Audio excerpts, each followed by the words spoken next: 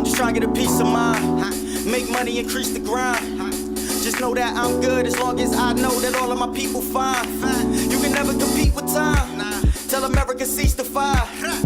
Just cause I'm black don't mean that I'm strapped. And if I am, just look where I'm at. But it's too hard here, I can't sign that. Like where that dough at, cause I'm gon' find that. It took some time, but I got my grind back. I go so hard, yeah, I don't climax. Ain't no slick shit, you can't comprehend. I know business, I know finance. I know this is, I know I am one of a kind, I'm like a modern day rock cam. If I ain't the top 5, I gotta be top 10. The lyrical monster, take a look at the content. Yeah, shit ain't never the same. A free man like my government name. See, I'm just trying to get a peace of mind.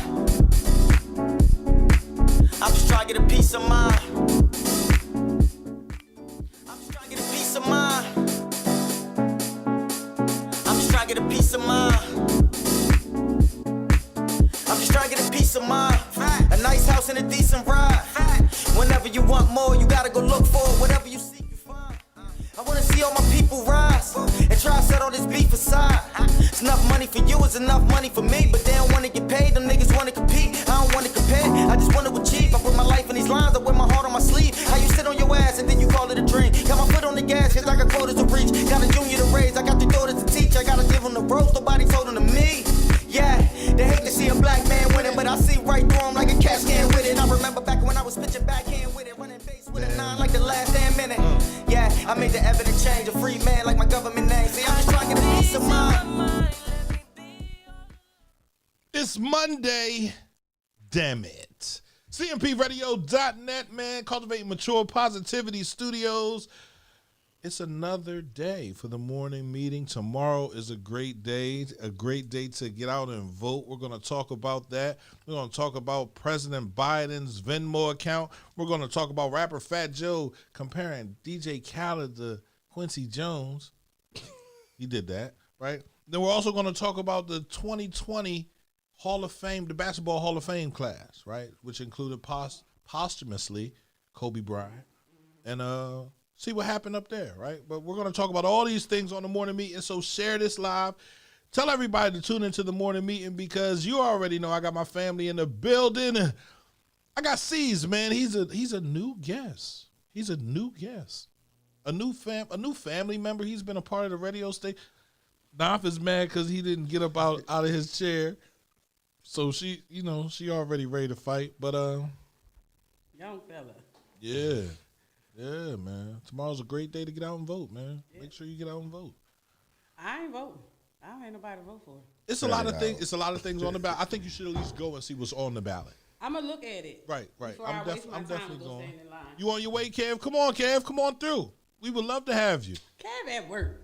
He ain't on his way here. I was about to say that's his favorite line. On my way. No, his favorite line is a period. A period.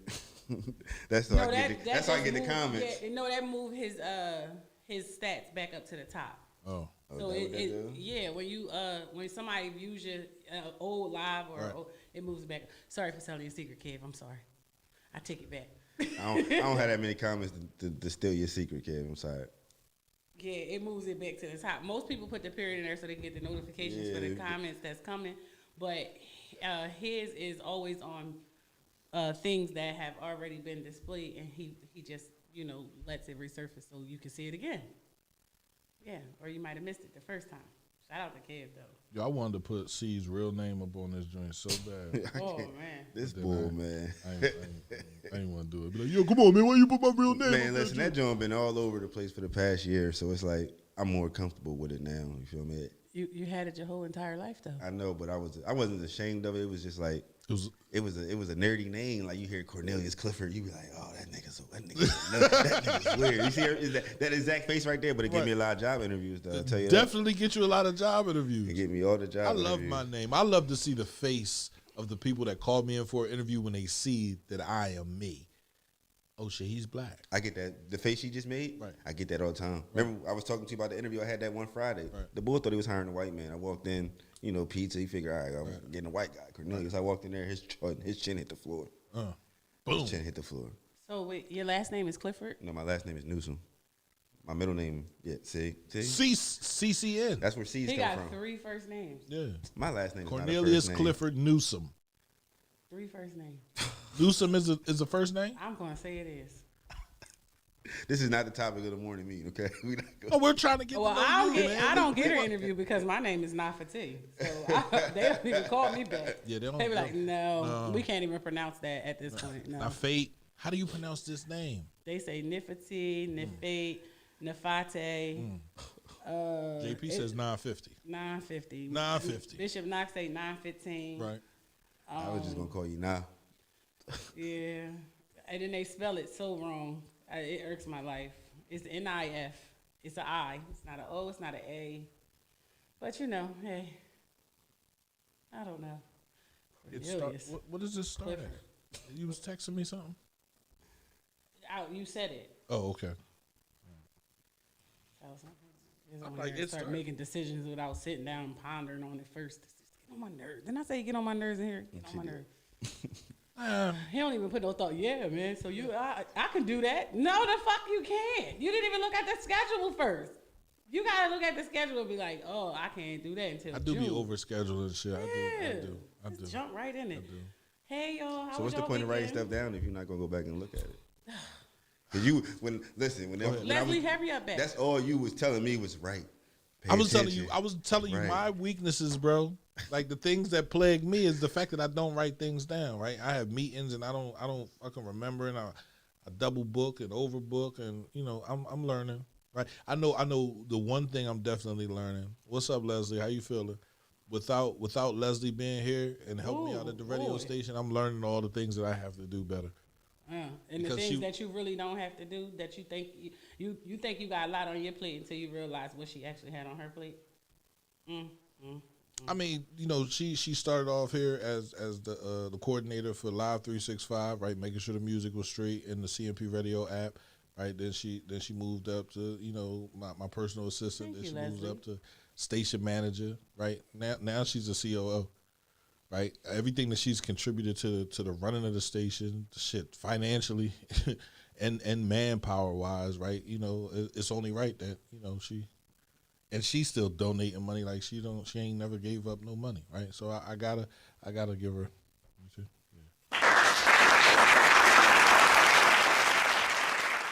Yeah, definitely tell Leslie thank you very much. And I'm really learning. I'm really I absolutely. can't wait for her to come back. Why? Because you and Kenny tried to jump me. Ain't nobody trying to. Yes, y'all did. I can't wait for her to come back. You think she out here, she getting her weight up because it's about to be on. I'm telling you, like, she fighting.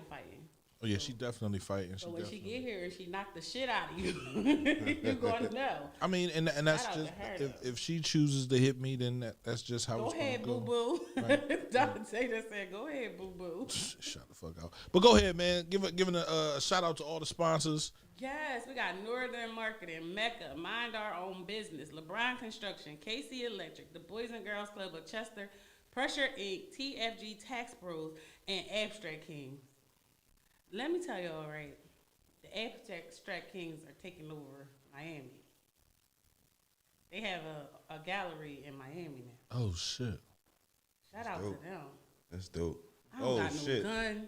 That bitch pulled up. Oh, yes, God is in He the pulled building. up. He got off on a Monday.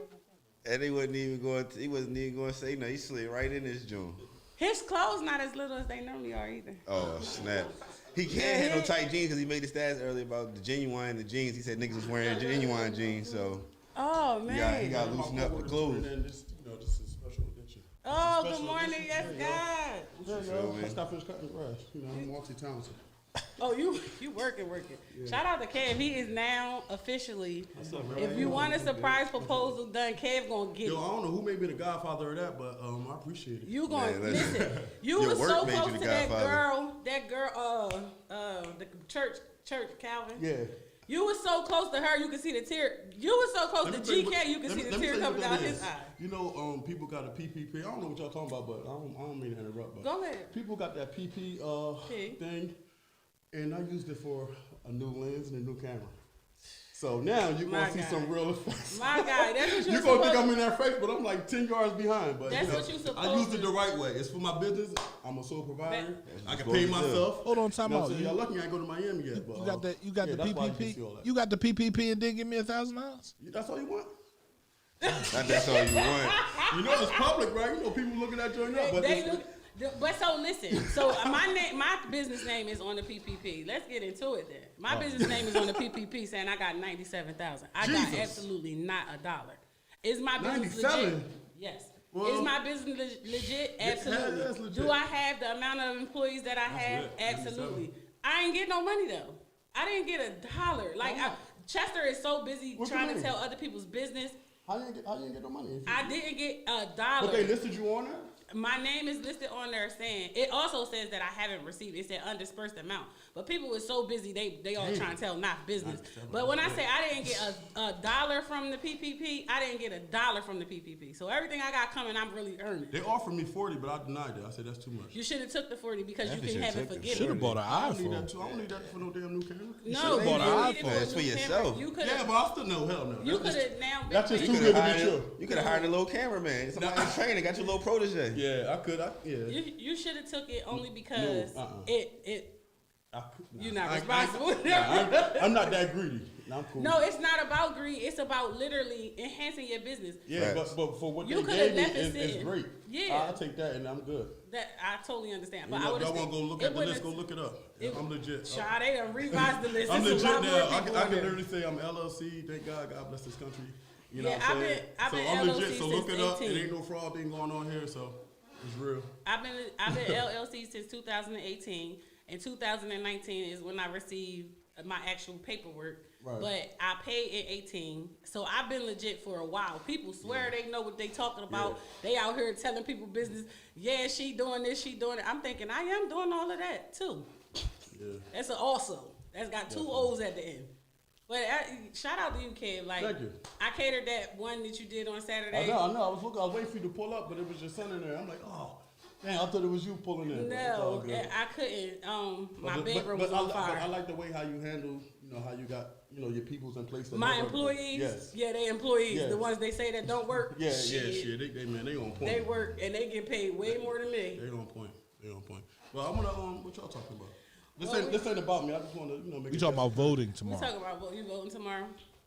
Yeah, I vote. Yeah, I vote.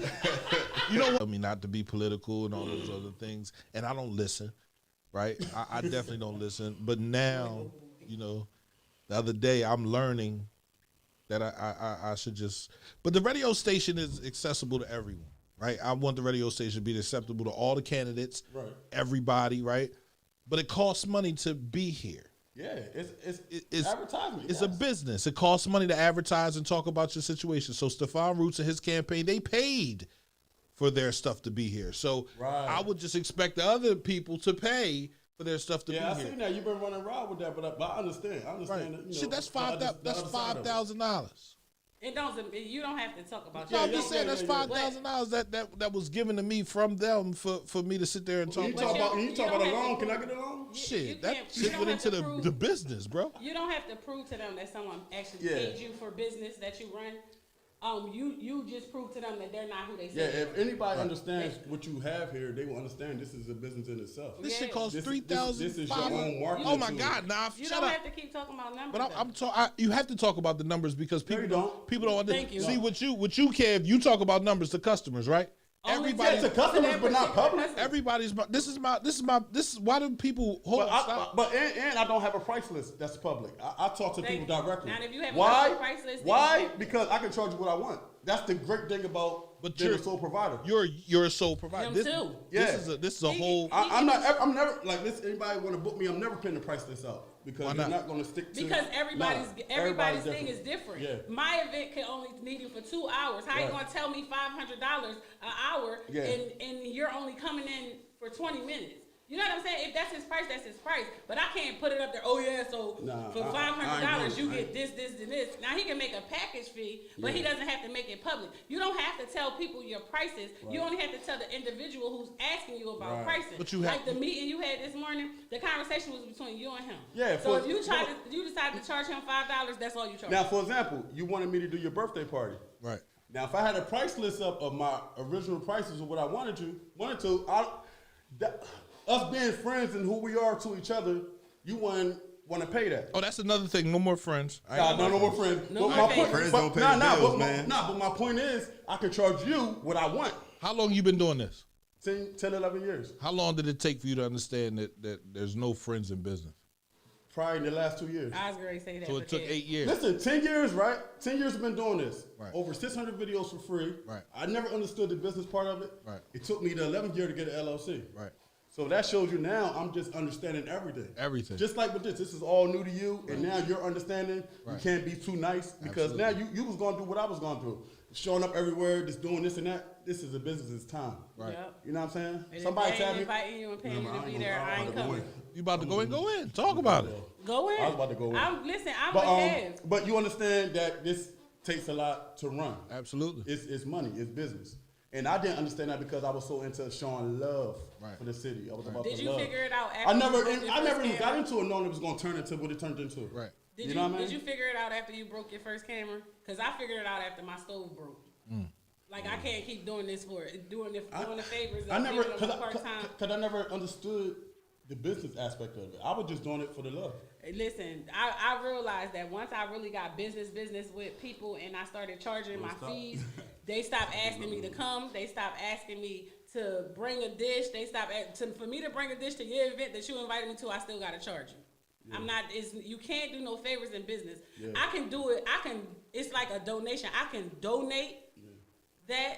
But I am not going to sit here and tell you, oh yeah, I'm coming in. Sure, I'll bring the mac. No, I'm not. It cost me $65 to make one pan of macaroni and cheese. And the thing is, once you show a lot of love and just doing it for love, a lot of people don't even appreciate it. They don't. You know what I'm saying? I mean, look, P, look how many times you did the high game. They clowned you about not catching this. Mo Nelson, go ahead. Mo Nelson, he right there in the comments. I'll talk about it. I mean, and this before even Mo even said something. We was at a game together at Temple, like 2 years ago at Temple. Right. And you was like, man, I ain't doing this no more. But I'm like, no, you can because this is what, you know what I mean? You win now.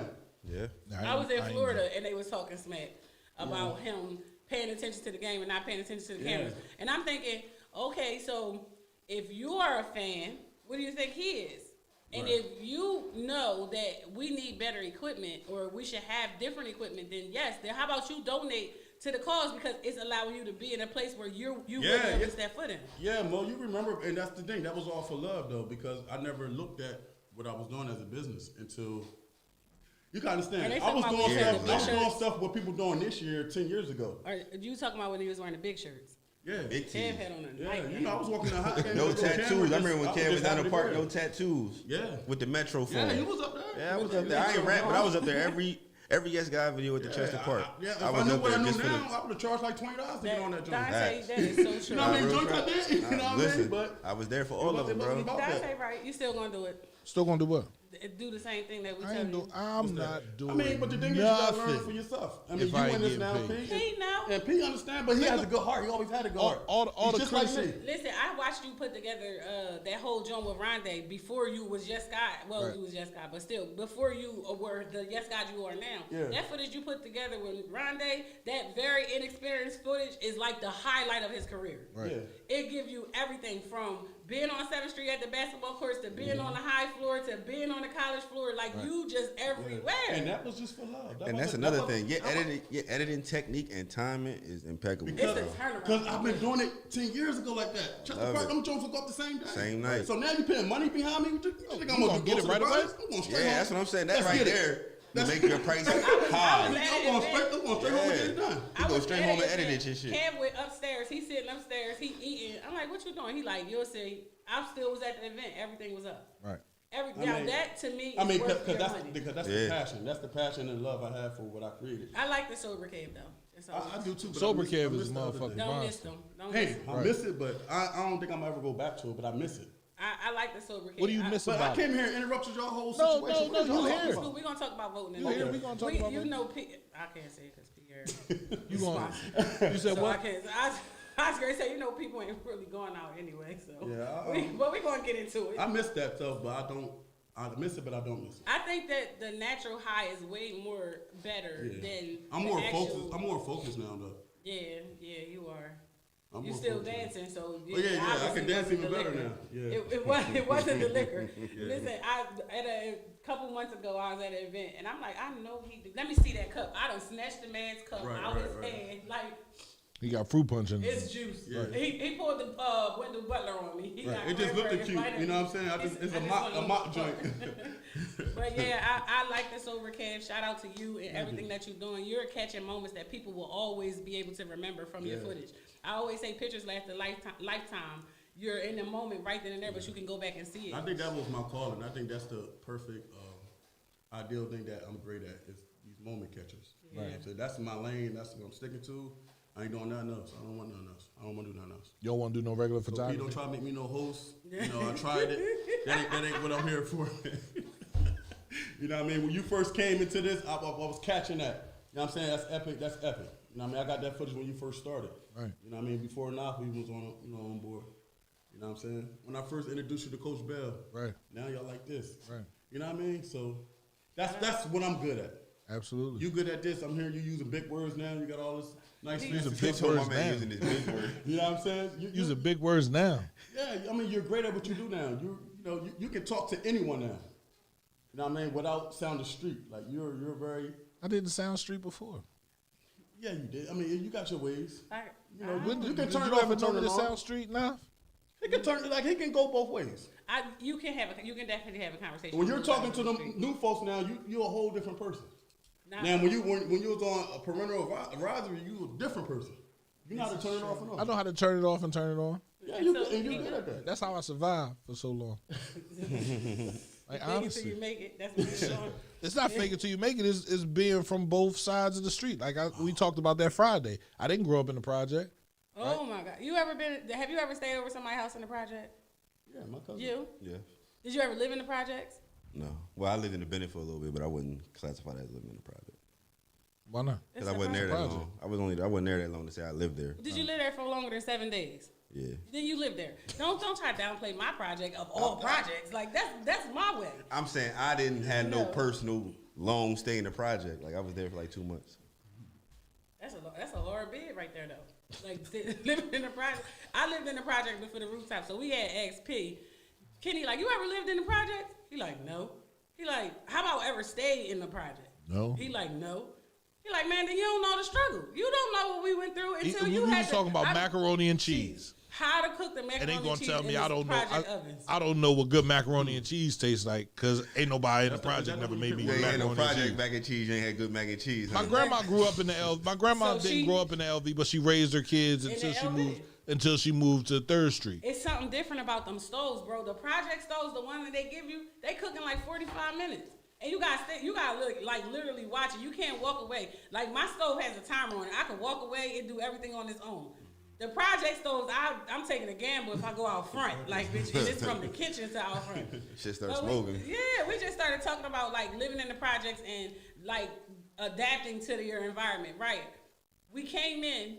If you was outside in the snow on winter days, you came in, you thawed your feet out on the stove. The oven was the lid to the oven was down. We didn't have forced air, so we had pipes. You put your wet clothes on the pipe, they was dry in 12 minutes. On the radiator, Tops. fact. That's it. He talk about no, I never. Nah, I ain't never. I never. I That don't don't know. necessarily mean he don't know the struggle though. No, he don't know the struggle, bro. I mean the whole city You struggles. don't even know the struggle. You just said I you don't, only had but I 60 know days. people that's been through it, so I can relate to the I struggle. had 6 years. I know about probably had longer than that. Living in the the project. evolution past struggle. Because my grandma struggled with her first 2 kids, right? Then she had my mom and she moved to 3rd Street. So the evolution past struggle. My aunts, my uncles, everybody, my cousins was judges. My aunt was, so I didn't come from struggle. But I saw my friends struggle. I saw my friends, man, when you used to go to school, they used to call him piss water. You feel me? Like so, and this is somebody that we look up to and we say, damn, bro, when you see him, like, but he had to struggle, right? I watched my friends struggle. So it was like, yo, to not struggle, I had to become a part of the game because they were my friends. So I had never experienced that struggle, but I know what it felt like, right? Because I was right with him, right? There wasn't no time where, bro, we got to eat. All right, come to my grandma's crib. You understand what I'm saying? Like, let me feed you. Let me make sure you straight. Nah, bro, I'm cool. All right, I'll sneak you a plate out. No problem. I don't know. I can't even say. I'm joking when I say literally we struggled in the project because we didn't. If my parents struggled, we had no clue, none whatsoever. It was not something that they put in your face and be like, I gotta worry about paying this fucking rent, and you think you gonna get a new pair of sneakers? It wasn't none of that. Like I tell you, we had a housekeeper in the Bennett, so it was nowhere in the world I could say that we struggled. I just know that when we came in, we had to thaw our feet out on the stove because we still didn't have forced air. But like, I know I watched my pop pay people rent and everything, so we wasn't struggling. I can tell you that me and all my cousins slept on the floor, but it wasn't because we didn't have beds. It was just because there was so many of us. Like, shit, you can't go sleep in your bed at your crib and everybody else is here. You're going to have a sleepover. And everybody slept on blankets on the floor. But I can't talk about a struggle with living in a project. But I know some people who struggle with living in a project with no utilities and just a minimum balance of rent. The project never had utilities. Their utilities was included in their subsidized housing package. So you saying people still struggle like that? They still be struggling because they get comfortable in the situation that they're in. They're not looking to move out of the project. You paying $57 a month for rent and you don't got no electric, no water, no gas, no nothing. You should be up. You got something that's just cool. They cool with that check coming in every 2 weeks that's not even worth $300 and paying that $57 so that they can't really do for their kids. Now, you got something that finesse the system, totally understand that. But at the same time, living in the project is supposed to be a stepping stone. This is not supposed to be a permanent situation. That's always been my twist. I let my daughter move up there to the project, to the Bennett. And I told her, I said, you want to learn about having your own house. Here's your first time being out on your own. And I'm going to allow you to live here. My grandson didn't want to go home because of the gunfire. He like, soon as it was 7 o'clock, he's like, I'm ready to go to mom's house. He want to leave. I'm like, are you uncomfortable yet? Wasn't always that bad. They weren't when we were younger, but she wanted to be out on her own. I'm not going to push you out there to struggle, and I wasn't financially stable to be able to help her with her utilities if she moved into a different, like a house where she had to pay everything. Right. So I said, you wanted the experience? Come on. And I got her a project. She like, they called me for a project. Good, get your shit together. Come on, pack your shit, you got to go. Come on, you wanted to move out? So she moves up to Bennett, and I asked her, after she was there for a year, I said, are you uncomfortable yet? She's like, what you mean? I'm like, all right, you ain't uncomfortable yet. Because if you ask me what I mean, you're not uncomfortable. My grandson's still coming. Every night at 7 o'clock, as soon as it's about to get dark, he wants to go to mom's house. And I said, my grandson don't want to be home because they keep fucking shooting. Are you uncomfortable yet? She like, no. My rent is, I think her rent was like $76. She ain't had no electric bill, no water bill, no nothing. She was cool with being there. I said, okay, well, you about to get real uncomfortable. We're going to see. Oh, you said that? Oh, man. Shots fired in front of her door every day for like 2 weeks straight. You uncomfortable yet, Mom? I got to move. So, I'm pretty sure you do. So how do you think someone who will live like that? What's up, Mike? Like, that's comfortable like that? Mm-hmm. How do they transition to the other side? So they have to want more for themselves.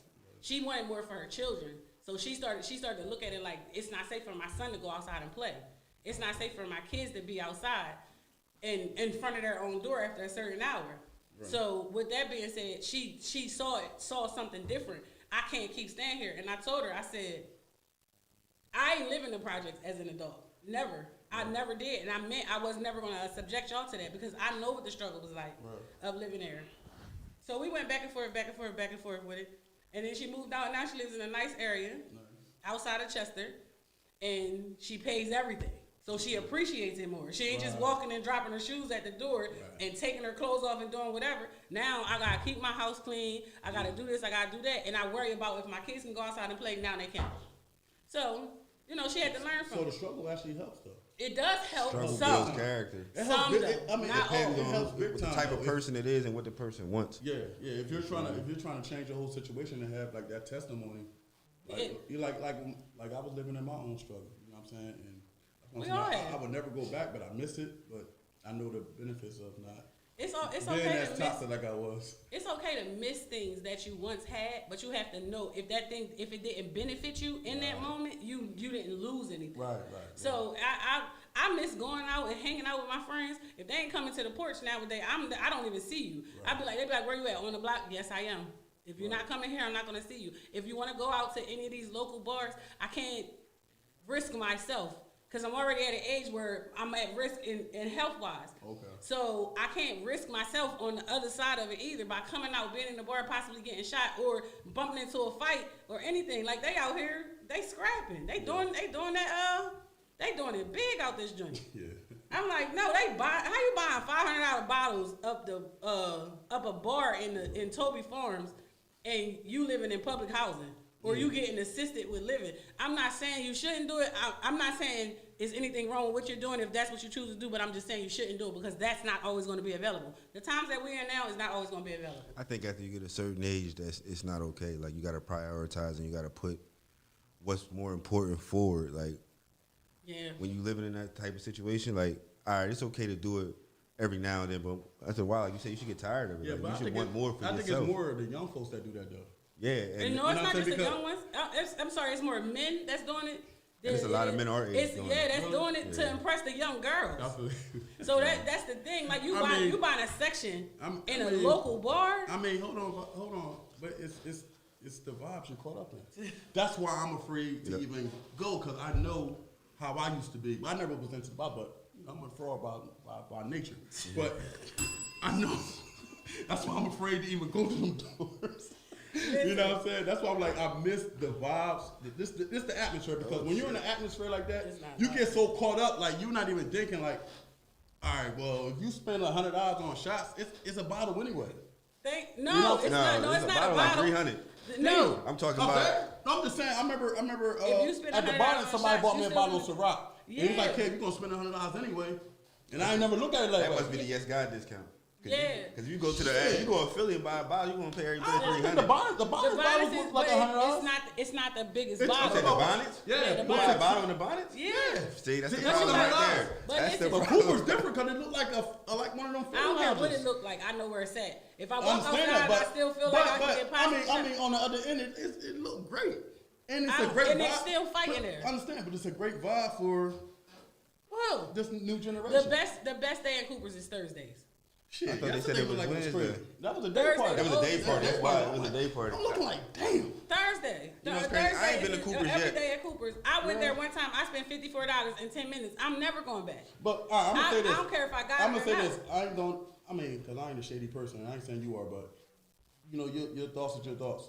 If people want to do that with the bottles and everything, let them live. No, I'm not saying it. But when do you stop? When do you stop doing it? When they realize it, we can't. Listen. I will add the shit out of one of my daughters. I got 5 daughters, and I'm dead serious. What the fuck you did? What last night? You know what you could have did with that $500? But I'm saying, but once you caught up in them vibes, you don't even care. Yeah, some people learn. When you caught up in that shit like that, some people learn the hard way. Like, but we gotta stop learning the hard way. I think you gotta at least have like 5 people hookah straight. Like, I was just so caught up in like. And that's true, because it was crazy. I done been in the bar and I done bought bottles. I ain't bought no bottles. I'm a woman. So I've never done it in a Chester bar, but I've done it at Philly. Yeah. I can't see myself going to the Gold Room talking about, yo, let me get a bottle of Henny for $300. I mean, for that atmosphere, it looked like, I'm just saying, for that atmosphere, it looked like you in one of them spots. Though. Now considering what you said with $100, they said you might as well get a bottle. Yeah. But when you think about it, if I'm paying $100 for a bottle, I done got five, maybe 6 shots. And it came up to $100. That's what I'm saying. And not the bottle. The bottle is it gives you way more of the alcohol. Right. So that's what I'm saying. I never understood it until someone did it for me. I get that. It was a gift. Like, but I'm still not paying $100. Just showing love. Like, here you go. Here go the bottle. I done paid $100 for a $40 bottle at the liquor store. That's what you're gonna do. Nah. And you're gonna pay more up Philly. Now with the pandemic, you're gonna pay more. I just seen something in the comments. Somebody said Cooper's charged $500 for a bottle. What? Cooper's charged $500 for a section. So and they come with the bottle, right? They get 3 bottles. But we talking about the old Bridgewater, right? Hold up. I gotta go see what this joint look like. In the rig, that's $500 to be in there. $500 to be in there. So you can't just go in there and just go over there. No, you gotta pay a nickel. That's why it's roped off. You gotta pay $500 to get in there. Oh well, you know $100 per person. Then whoever's in that clique with you. Now that's different, but you got people that go and buy sections by themselves. By themselves? Yeah. I ain't gonna front. 10 people. You get 10 people to the section, which is reasonable though. Yeah. If you're thinking about it, if 10 people is all a bottle come with it. 3 bottles come with it. That ain't bad. That ain't bad for a nickel. It's if not. it's 5 of us, it's not. I'm just not doing it in That ain't bad. That ain't bad. But see, you got people that like to go to clubs when they go out. They don't want to be in the crowd. They don't want to be in the mix, which is why some people buy. Like myself, if I was to go to Cooper's, I'm getting a section because I don't want to be in the crowd. I don't want a whole bunch of people near me. No, it would probably be me and my girl or me and a couple of my guys that I'm with. All right. But I wouldn't if I had it. I'm saying you would do that. You would pay that $500 like on your own without. Yeah, because I don't just for my personal space. That's why. So that means you're gonna be there the whole night then. No, I mean I might not. I'm gonna be there until I feel like I'm ready to go. Cause I don't like crowds of people. I don't like being around a bunch of people. Like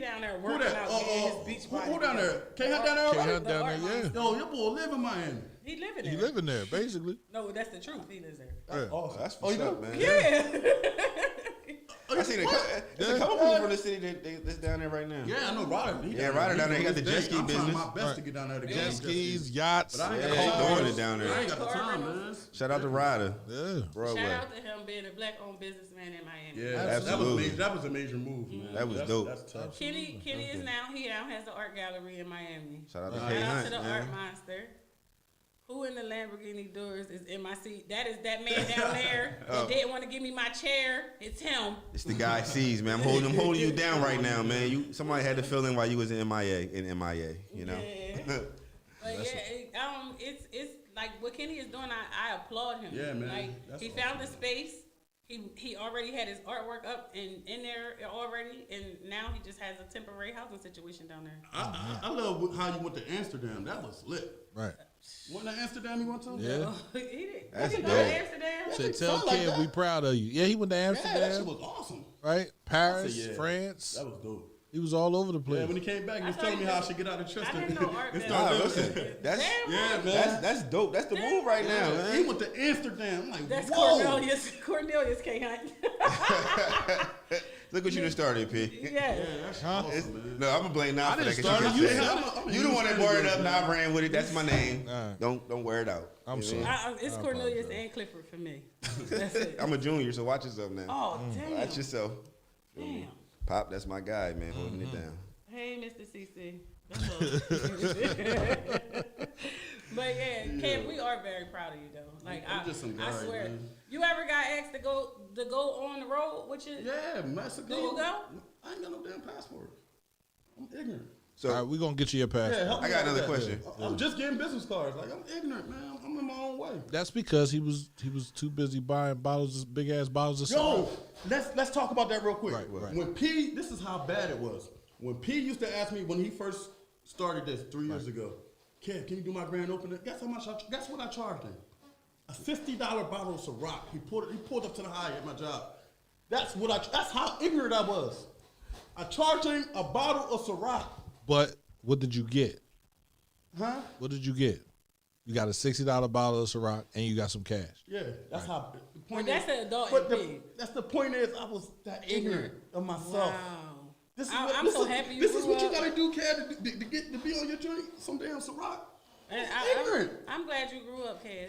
$60 for what you gave for that whole grant, that whole. Oh my God. But it's a But testimony. it was though. about It's it was the amazing. love. That's what It's it a- was. It was the love. It was the love. The love don't That's pay what the I'm telling bills. you. But that's what in the I'm saying. beginning. He going through the same. He was doing the same thing that P going through right now. And The I transition. You I do it for snapped the on him love this to morning. reel the people in, I and then snapped- eventually a business. But that's how it bottle goes. of Ciroc In our could've community, got that's you a how it video. works. I snapped on Pete this morning about patience, about payment and how you doing favors. Favors don't fucking pay bills. But- I understand Period. that. And, But I you have to. understand But that. the thing And is, But you gotta look at the type of person but P yeah, is. when you have a good heart, though, now listen, I don't everybody. care. When you have God a good heart blesses like those that, who bless others. sometimes that stuff don't matter. That money don't matter. Now I'm saying if you ain't looking out for yourself, you ain't start to nobody feel else like gonna you're look not out for you. appreciated. No, y'all gotta understand. If you, I need you to start an argument with. we already Listen, she been been on my arguing. top already, man, about this chair and all that. Like, you feel me? I'm just being a guest right now, man. Well, you still going through Yeah, it? man, I'm chilling. He's still going through the favor phase. I told him this morning. I said, "Let me tell you something. Pico ain't offering you no favors because you are their friend." Absolutely. And I meant that. I've been arguing with him for the past 2 weeks about doing favors for people. If they want you to show up, you gotta lug all this shit out of this station, put it in your car, use your gas, get there, set up at an efficient time, or they talking shit about you being late.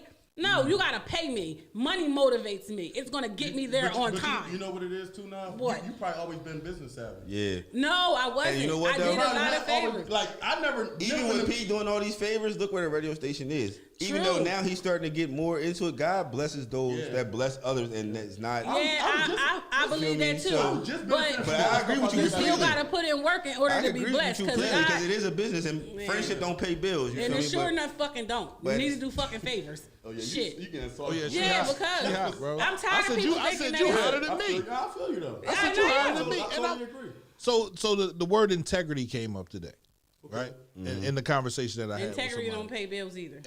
And I was saying, right, for the money that I'm asking for, which is $25 is very small in comparison. Very small. To do what? Advertise? No, not to advertise. No, it's a business. Somebody asked for something. And I quoted him a price, and then I thought about it. What I just said. I went just back. keep saying keep stuff without lowballing thinking. I went back and looked at it, and I said, all right, that's not going to work. Let's need add $25 something else. more. Then integrity was thrown in. So I'm like, damn, well, why is my integrity fucked up? Because I'm asking for this price. Well, you ain't going to continue to let me get over on you. You feel me? So, your integrity is fucked up. So for me, it was like, damn, that was fucked up. That hit me. Because I'm like, damn, I've been loyal. I ain't. You in your fucking phone? Who that? Meadow something. Stan Stubb. It's a fake call. Right. That's not who it is. Damn likely. Right, but when I thought about it, I was like, damn, integrity, right? That's a deep word. Well, let me tell you about your integrity. Then I told him about his integrity, and then it was like, oh, well, I'm not talking about. I said, it's just $25. And you would think if you was my brother, if you called me, if I called you and said, yo, Kev, just give me $100, then I called you the next day, I said, all right, I need $125 for it, you would give it to me. Right. Because you're like, damn, he's running a business. Right. Now, if you just want to get over, you want to win all the damn time, you're going to have we going to fight about this. It's going to be like, oh, you agreed to that price. Yes, I did. Say that again, Bayat. Say that again. It's a difference between being paid and being used with a smile. Get money. And these are brothers. Money. These are brothers that I consider brothers. Like I would. Sometimes you're more of a brother to people than they are to you. And I understand that. That one side. I get it now. I can't continue to do it. Yeah, we're going to sit down. We're going to get this. Leslie, please hurry up, because I'll be saying we're going to sit down and we're going to get this shit together. And I'm not. I'm just going to keep on yelling at him until he gets this shit together. You got to put it on paper. That's good, though, Live. That's great. That's no, great, but because I had to realize I got a house full of bills. Yeah, your favors is fucking me. It's not really getting me nowhere. At the end, that shit come back to you in blessings. It do come back in blessings. I'm just like all this book. But sometimes them blessings take too long. Thank you. My rent is due every month. It will make it so much greater though when they do come. I'm just reaping the benefits of all that shit I did back in the day. And that's okay. But you had to clear your mind and clear your heart. You was this is his job. I mean, he got a job outside of this now. But for the last 2 years, this was everything. Because I was getting fired from all these jobs. But in them years, she ain't joking. Calling the job. Talking I'm smoking weed. In them years, constantly calling the job, asking for me, saying she my girlfriend. Like, can you tell your girlfriend to stop calling the job? Like, now, can you stop? She's like, no. This your job, bro. This is your job, right? You better get over here and get to work. Yo, that's savage. Not that he's smoking weed. That's the one for me. Yeah, they was like, we got to give you a drug test. I said, I just took the drug test last week. Like, nah, you're going to take one again today? I use her as a reference. She tell them I don't show up to work on time. The lady called and I'm like, who? And I had to fire him because he don't even come. I'm walking down the steps in front of him. She like, who's that? It was somebody calling to see if you wanted this job. No. I said, you told him I don't come to work. She was like, nigga, that's your job. CMP is your job. When you, Kev, eventually you'll get to the point where Kev Yes God TV or movies or whatever is your whole entire life. Absolutely. You won't have time to work somewhere else. If I was your chick, I would have been pushed you over there. Right. I would have been pushed you over the edge. Chester Upland School District can't pay you more. That's a good thing. No, I'm not saying. I'm saying it. I'm good right now. No. Shit, this is like residual income. Shit. No, I'm just saying. Before we are. I ain't going nowhere. Before we are. I gotta get paid every week now. Before we were where we are now. Before this pandemic and everything. The goal was to start your own business and stop slaving for somebody else. Before they realized how important their employees were and started giving out more money and all of that stuff. The goal was to make enough money, get started in your business, and tell them fuck them and walk away. But listen though, for I'm just speaking for me. For me and how I'm moving, how I'm getting booked, I ain't leaving that district job. You crazy? No, I'm not saying that. Because now that's just a free paycheck now compared to this other thing. Understand this, what I'm saying.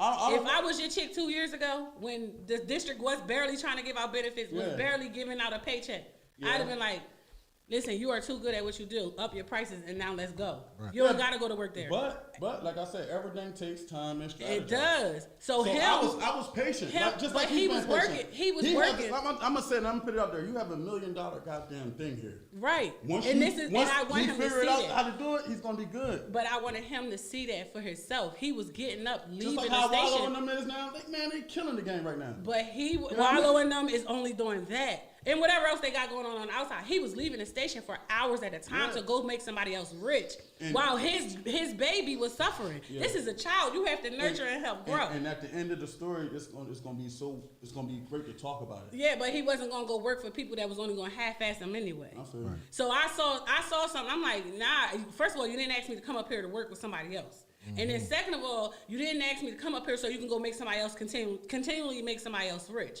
So, and then it was like stupid ass jobs because it was stupid jobs. It wasn't like jobs you going in, you getting full benefits, and after your 2 weeks is up, and this, that, and the third. It was just stupid ass jobs. Money also got to remember everybody's story.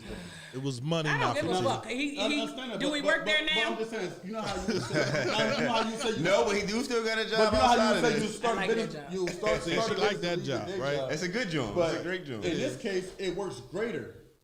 You know what I'm saying? Because I don't get booked for one event in a month. I'm booked at least 25 times a month. That's what I'm saying. I just said my weekend. I have no summer now. Right. My summer is dry. I can't go to the beach. I can't go to Dorney Park. I'm constantly working. And the pandemic was the gift and the curse because once a little bit of outside opened up, everybody having shit any given day. Right? Yeah. And I'm getting calls. That's how I had to stop looking at Kev arms. Yo. Stupid ass job. It's something wrong. Yo. But it's like, to me, I never really worked a 9 to 5. It wasn't in me. And I think that once I said I'm never going back to work for anybody ever again, I meant that. But when I see you with something that has the possibility of being something great, I'm not going to let you slack on it. And that's anybody. Yeah. So I'm going to force you or keep saying it until you be like, damn, she getting on my fucking nerves. Would it be wise for me to quit the district? Not right now. Hell no. I'm 15 years in. I'm only going to say... That's a pension. Yeah, exactly. I got a pension from the district, and I was only there for 6 years. You got it? They gave it to you? I didn't max it out yet. I didn't cash it out yet. I ain't going no damn way. I rolled mine over. Shit, my medicine was $5. I'm staying. My medicine was $5. Shit, that's all he knows. But no, I'm not saying leave now, but if this was 5 years ago when we was getting ghost checks. If I was getting 25 a gig, then I would roll out. Probably still would. What? You worth 25 a gig. I know, but they ain't about down paying that shit. It was a lie. Let me tell you something about black people. Undercount yourself. Let me tell you, you get around the right people. If they won't pay it, and you make your own price. I had another caterer tell me I charge my people one price and I charge people another price. Yeah. And I said, okay. What she said to me was, because what she charged me, and I looked at her, I was like, because she did an event for me. And what she said to me was, pick what you want off the menu, give me this amount of dollars, and understand this. I charge my people one price, I charge people another price. She said, now, when it comes time for me to make money, I make money. I don't play, I don't do favors, I don't do nothing. She said, but we are in the same business, we all have to eat. Yeah. And I said, okay. And she broke it down to me because what I asked for, I'm asking for what I know my children want. Right. So it was very expensive. And she said, I got it. I'm telling you I got it. She said, but I'm not. She said, I don't want you to think I'm lowballing myself. Not at all. Right. The same event that she did for me, she did for somebody else and charged them triple. Mm-hmm. And if they wanted it, they're going to pay for it. Right. Because you want what you want. So you're going to find a way to pay for it. I don't let people book me without a 14-day gap because I need for you to be able to pay my fee. Right. But let me stop you right there real quick. What you do is totally different from what I do. Ain't nobody gonna pay me $2,500 to do no damn 1-year-old party. You're a lie. You crazy? Maybe not a 1-year-old party, but listen. No, let me tell you why they will. If you go, people pay for how they weigh. If you go around the right, not for no 1-year-old party. Look what Mo said. If you get around the right people, bro, they will pay you. Yeah, the right people. They will pay you for this. You know why? But you gotta put yourself around them crowds, and you gotta lose that mindset, bro. To think nobody won't or when they will, bro. You pay that for your. I don't have it, but if I was a celebrity. And I seen your quality at work, bro. That's different. I will offer you $1,000 to come down to here. my party. Down here. But you gotta think outside of this, bro. I I was just saying down here. I know. I'm saying you're not gonna get that much. Well, people will pay that different areas. Hell yeah. People gonna pay it here. I'm telling you, you can't. All you gotta do is tell them that's my price. What I tell you for a baby shower, that's gonna be my price. What I tell you 5 years Hold ago. So if I tell you 5 years ago and ask you how much, what was the ballpark you would give him for shooting his baby shower or an event for Jaleel? I want to charge him that much because it would be more of a exposure thing. Not exposure, but relationships. Because that way you will always be in position to do different things. You know what I'm saying? You still don't want to lowball yourself. Just like how he had me on stage with Ross. They will pay I remember that. They will pay those prices. That's great marketing for me. Listen, you know they're gonna pay it. Let me tell you why they're gonna pay it. Because they're gonna have them moments forever. Yeah, but nah, that ain't happening. I'm telling you, it's up to you. Mr. Bold is calling your phone. Who? Mr. Bold. Mr. Bold. Mr. Boyd. Mr. Boyd. Yeah. Oh, you said Bold. It say B-O-L-D. I know how to read. I know who that is. That's my brother-in-law. All right, it's time for you to leave. See you later, Kev. He gotta go to work. Yeah, it was great talking to y'all. Yeah. We appreciate you stopping through. What's up, man? Remember, listen, before you leave, I need you to say in the microphone, tell everybody to get out to vote tomorrow, bro. I don't care who you voting for. Just make your voice heard, bro. Just say it. Just say what? Come on. Tell them to get out and vote tomorrow. Oh, yeah, get out and vote tomorrow, man. Vote Roots for Chester. I think he's a great candidate because, he's been covering everything in Chester. On baby. And everything he's been doing. I just wanted to say. Everything he's been doing is great. So I think he's a great candidate for city council. I didn't tell you to say that. I said vote for whoever you want, but just get out and vote. That was his plug. She said, Mike should say, I'm only paying that if I get PPP. People would pay it. Yeah. If you have a budget. People in Chester ain't paying that, though.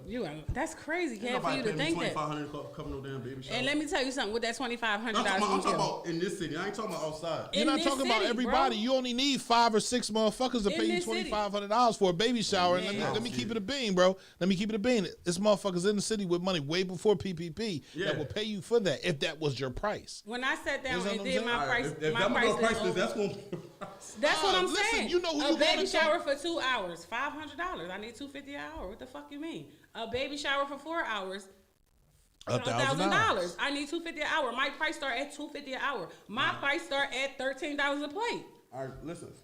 I'm gonna call you after this show. Okay. We're gonna work on this price list. We sure is. Hold up, before you get out here, I just want my man got a documentary coming up. You feel me? Oh yeah. I started shooting that Jones. Supposed to drop on Father's Day. Yeah. I ain't did my little part yet, man. But they doing a documentary. Congratulations, bro. That's big. Yeah, man. I just want to give you a flower. That story needs to be told because that was an epic time. That was dope. A lot of people don't understand. Well, what the hell is the documentary about? About the rap stories over Chester Park. I told you bring it back and do it here at the radio station. Huh? I said bring it back. You done did it in the streets. Now you're doing it in front of real live microphones. We're going to talk about that. That might be a good idea. Sometimes you gotta leave history. All you got to do is be behind. He turned it off. All you got to do is be behind the camera. Nah, I ain't got that type of time, man. There you go. So that's understandable. He can take over, but thanks, y'all. No problem, man. Appreciate you coming through. Absolutely. Hit my jack, bro. We're gonna talk about that. I'm just looking at how tight your pants is, Kev. That's what you're looking at? Yes. Everybody want kids.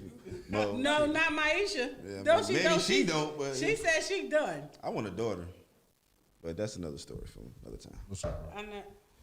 No, baby, that. That one never loved. Yeah, see, people in Chester ignorant.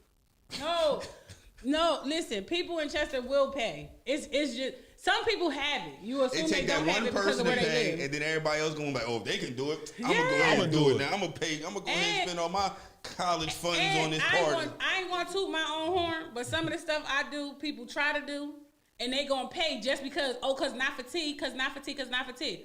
My decorator will tell you that. Keeping up with the Joneses. My decorator will tell you when I gave my daughter the Sweet 16. They was calling her saying, "Are you the person that's doing Nafati's daughter Sweet 16?"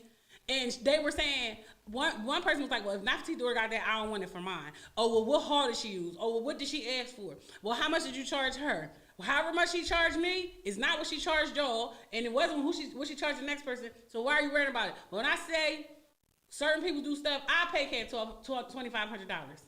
I would. To capture a moment that I can't never get back, I pay it. Right. They're going to pay that $2,500 if damn that's right his they're price. going to pay it. Because they're about to start paying me. CMPRadio.net. CMPRadio.net. It's the station. Listen, man, shout out to our sponsors again. Mecca, Nerds Family Kitchen, Roots, Fort Chester, Pressure Inc., Casey Electric, the Boys and Girls Club of Chester, Northern Marketing, Abstract Kings, TFG Tax Pros, and Mind Our Own Businesses. LeBron Construction as well. Shout out to everybody that's out there doing great work, great things happening. Let's continue to build with each other. Let's continue to motivate each other, inspire each other. Shout out to Inspire Clothing. You see that joint he had, that photo? Got the Rolls Royce truck, the Bentley's, like, man, a luxury sweatsuit brand. This is coming all from the city of Chester, man. The things that the city of Chester is capable of doing. And we should be willing to pay for what the city of Chester is offering. I just need a 3X in the top, bro, because I got a little gut, man. I'm not as skinny as I used to be. I can't do the 2X no more. Yeah, I was going to say, he don't got that. But his sweatshirts do feel good, though. They definitely do. Feel good. I had on a regular shirt the other day, and motherfucker said, that's a $5,000 shirt. I said, what? That Inspire shirt. I said, it do feel nice though. It feels do feel nice though. It definitely feel nice. Other than other t-shirts, I don't know what kind of. I ain't never seen it. I'm just saying. Y'all play too much. No, people. I'm just saying, Kev is worth his work. You gotta understand. What my baby gonna look like? It's a 24-hour turnaround time. You know, some people gotta take your stuff home, edit it, put it together, say X, Y, and Z. Right. All kinds of stuff. Play with they. Oh, anyway. He gonna put yours. As soon as he leave, hour later, I guarantee you, hop on Facebook, your video there. Your video is up. The video up. The turnaround time is the most, and it's not a sloppy video. It's all. not Great like quality. Yeah, Great or if editing. your video's not up, your pictures is up. Like things like that, and they're not only on social media, they're on YouTube. You can go back, you can get it. You can have it downloaded to a CD. It's all types of things that you can do. And I'm just saying, I respect them. Yeah, I don't got no problem with paying it. I don't. I want great things. I want good work. I want to look at stuff years from now. I'm not even gonna hold you. I got a video from somebody. I swear to God, they just literally put the video together. The best part of the video was all the kids in the middle of the floor at my daughter's Sweet 16. And they asked me, "You want me to?" I don't even know where the disc is at this point. I was so pissed off, and he lowballed himself. And I'm telling him, like, you sure that's all you want? And he like, yeah. And I'm like, all right, you sure? Because I'm not a person that, if you tell me $25 for something, I'm like, you sure? That's not enough. I don't want to see the deal in it. But I will barter with you, though. I think right now, I mean, that's the whole thing. If you're going to give me a service for a service, then that's cool. You understand what I'm saying? Yeah. But for me, it was when that integrity word came up, and then it just took my whole conversation to a whole nother level. Like, nigga, how you gonna talk about integrity when I can question yours? Yeah. Right? Don't bring up integrity if you know yours is questionable. Right. A lot of people do that. They point out flaws in other people's that Right. they don't see in themselves. But you should see. You know your fucking flaws. That don't mean that they're gonna point them out because they know them. But that's because you're not comfortable with yourself. That's how some people You are. understand what I'm saying? It's many. That's where bullying come from. That's another form of bullying because people aren't comfortable with themselves, especially with children. Bro. Yeah. Bro, I sat there. I'm like, damn, bro, this is what we gonna do. Then I took it there, and he was like, man, well, we not talking about that. I said, well, yes, we are, because you're talking about integrity. So we have to talk about everybody's integrity, not just mine. Over $25. It's not over the money. Then what is it over? We're having this conversation because I upped it $25. I could have upped it $175. It should have been up to $175. No, it shouldn't have been. Yes, it should have. Yo, now I want to charge everybody top dollar. No, No, I'm serious. she's Listen, saying, like, literally. if you come to me and ask for a service and it has something to do with cameras and stuff, I can snap your picture easily and just give it to you, right? Instead, I'm going to take out the blemishes. I'm going to fix it. The sound, if it's a video, the sound is going to be impeccable. Everything about what I have to do after you walk away from this shoot or sitting or session, whatever you want to call it, is on me now. Pay me for my time. When I cater, like, all right, my daughter went to prom last weekend, and I said Nerds Family Kitchen was hired to cater my daughter's prom. They like, how is that so? My budget had this in it. I had to pay my company to buy food, set up everything, and I had to pay my staff because they set the situation up. I don't care if it was for my daughter. It's still a business. If they learn to do it that way, white people do it that way. They say, okay, so Susie needs $25 subs for her party, they pay that back to the register. They don't just take 25 subs from their business and send it over to Susie's event. They pay for it and then send it over to Susie's event. I pay myself by the hour. I pay my kids by the hour. When everything is said and done, we good at the end of the day. But I don't do myself stuff for free. I'm not going to do yours for free. It takes too much time. I just catered this weekend. I just catered a surprise proposal this weekend. Congratulations to the young lady. Shout out to Talisha for booking 7-in-1 catering and everything. On their menu, they asked for salmon. They asked for crab. This is just the things. I'm not saying what I made with these things. They asked for salmon. They asked for crab. They asked for shrimp. They asked for a seafood salad. They asked for all this food, right? Just to purchase these items is way more than what I charged them. The salmon, the crab, and the shrimp. They are three expensive meats that you buy out here in the city, in the world today. She didn't give me an issue about my price, nothing. In the meantime, between time, my bedroom catches on fire. I cannot do her event because I had personal issues. She already paid me. I can't take the loss. I had to sit down, regroup, get my shit together, and still give her what she asked for. And she told me, she said, I think you gave me too less of a price. And I said, I didn't. I'm cool. Because guess what? 4 people from that event called me for 4 events. So I'm cool with what I gave you, what I gave you as the price, but I was looking forward to what I was going to get from there. Because everybody want to know, who did that for you? Listen, I don't know. You gotta stick to your price and be firm with it. And then I don't care what people go tell them. They could tell them, oh, you only charged her $500 and you gonna tell me $1,500. I know. $1,500. You got it? You don't? Okay. I don't let nobody dummy down my pricing or nothing. I'm coming to that realization. You know, I'm hard headed now. If you notice, right? Yep. It took me 3 times to get locked up. Well, to go to jail to realize that maybe selling drugs wasn't for me. It took me 3 baby moms to understand that, you know. What did you realize with that? Come on, I want to hear this. The types of females that I choose to deal with might not be for me. Right? They're all dark skinned. Right, so I need to go light skin. Don't go to the light side. I'm going to the light side because you know my grandma loved the shit out of me, bro. I might even go white, maybe Asian, Puerto Rican, right? Maybe that's where I need to be because I done already tried it in the hood, and the hood females it ain't working out too well. What's up, brother? How you feeling? Look who we got. There go my guy right there. Oh man. Stephon Roots is in the building. Everybody want to come through the day before election. Here you go. He only want to come through because he running tomorrow. So he wants y'all to get out and vote tomorrow. Right. So he here today to tell y'all to get out and vote tomorrow. He should have came last week. I'm going to talk. Come on, Mr. Stephon. Come on. Bring him. Come on down. Come on. Because he here today. I'm not wearing a t-shirt, so don't give it to me or nothing. Come on. Tell me why you here.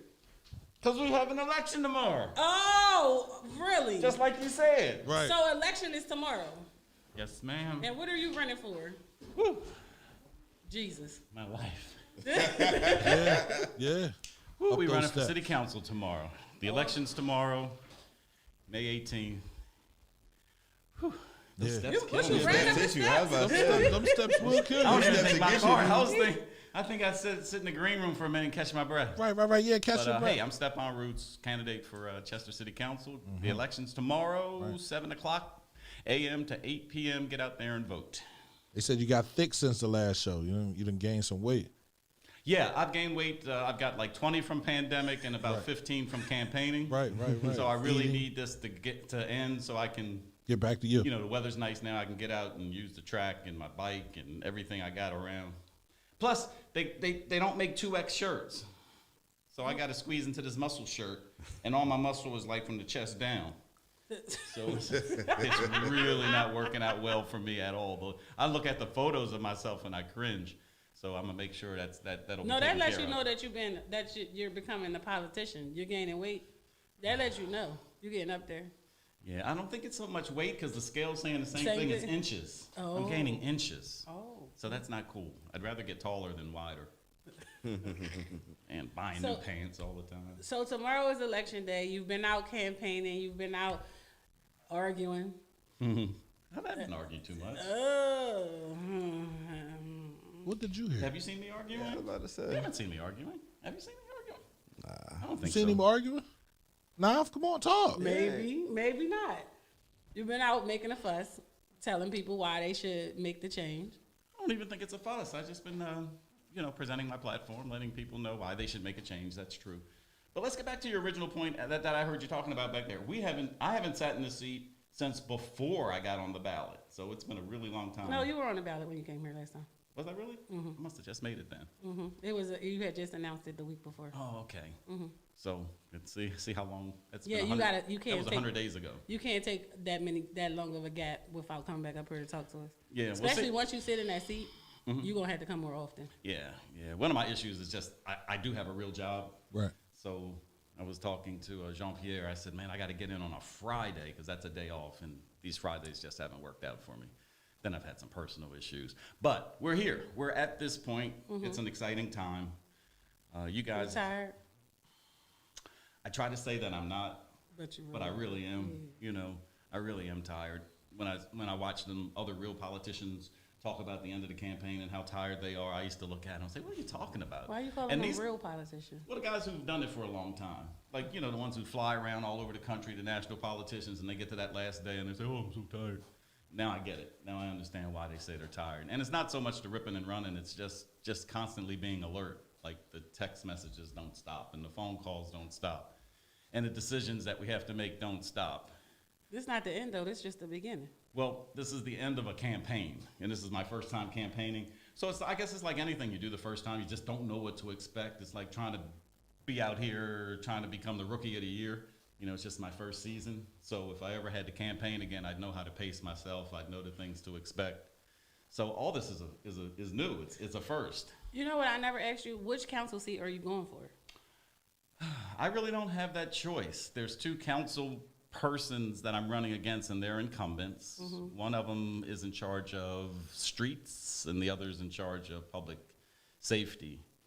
So one of them will fall tomorrow, but it's really up to the mayor to decide which responsibility he wants me to have. And there's 2 more. There's Parks and Rec, and there's Finance. I hope, among all hopes, that he doesn't put me in charge of finance. I think William Morgan is our guy there, and he can take care of that. But in all honesty, I think of the other 3, they can be shuffled amongst the 3 council people. So I won't know until I get in there and the mayor makes his decision what he wants, what department he wants me to head. All right. So do you think you guys are going to get along after November? Yeah, I think we will. It's actually after January when we get inaugurated. Inauguration. I think we all have the same common goal, and that is to make the city better.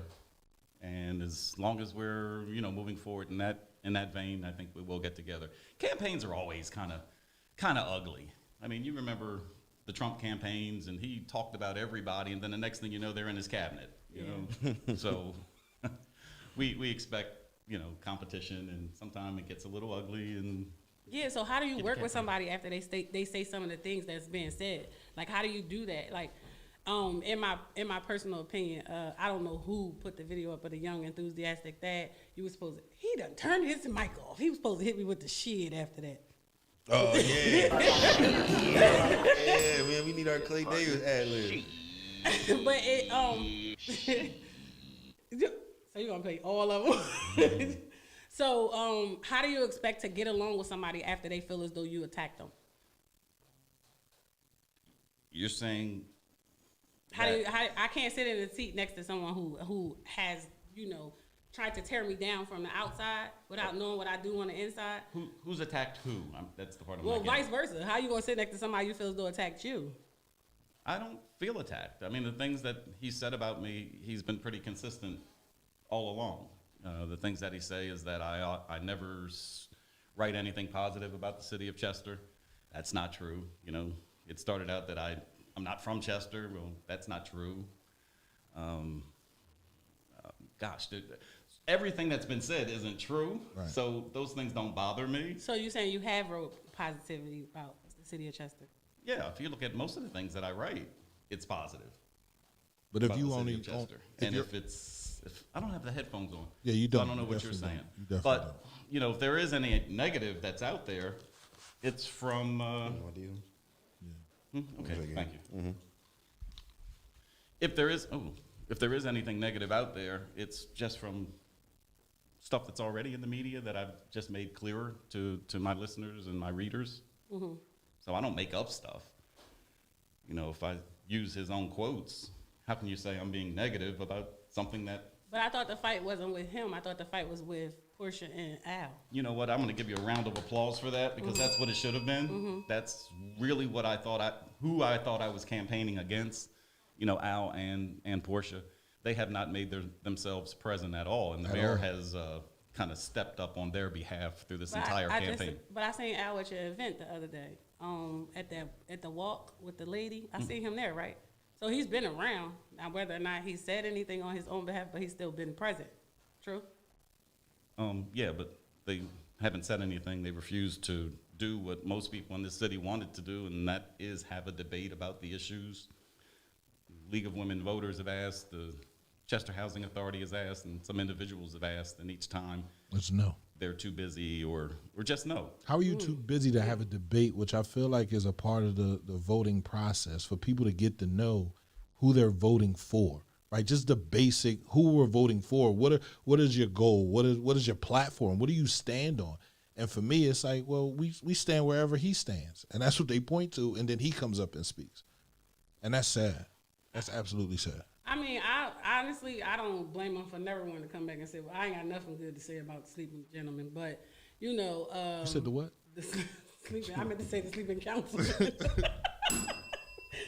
But I just got one question to ask you. Who is that lady on 9th Street with your signs? Who is she? She is out there. She is turned all day, every day. I think that's Anita Littleton. That's Anita Littleton. Right. She got her grandkids out there. Yeah. So I don't know if you remember, but she used to work with your father. I'm just saying she was out there with the gun violence and the Stop the Violence. They were out there. They were together, you know, and I remember seeing her.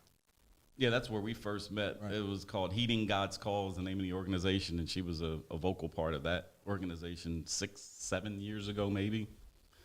And she just saw some stuff on our campaign, and it ignited her, and she is definitely a force. She's a voice. She's very loud, and she's getting a lot of attention with regard to the campain.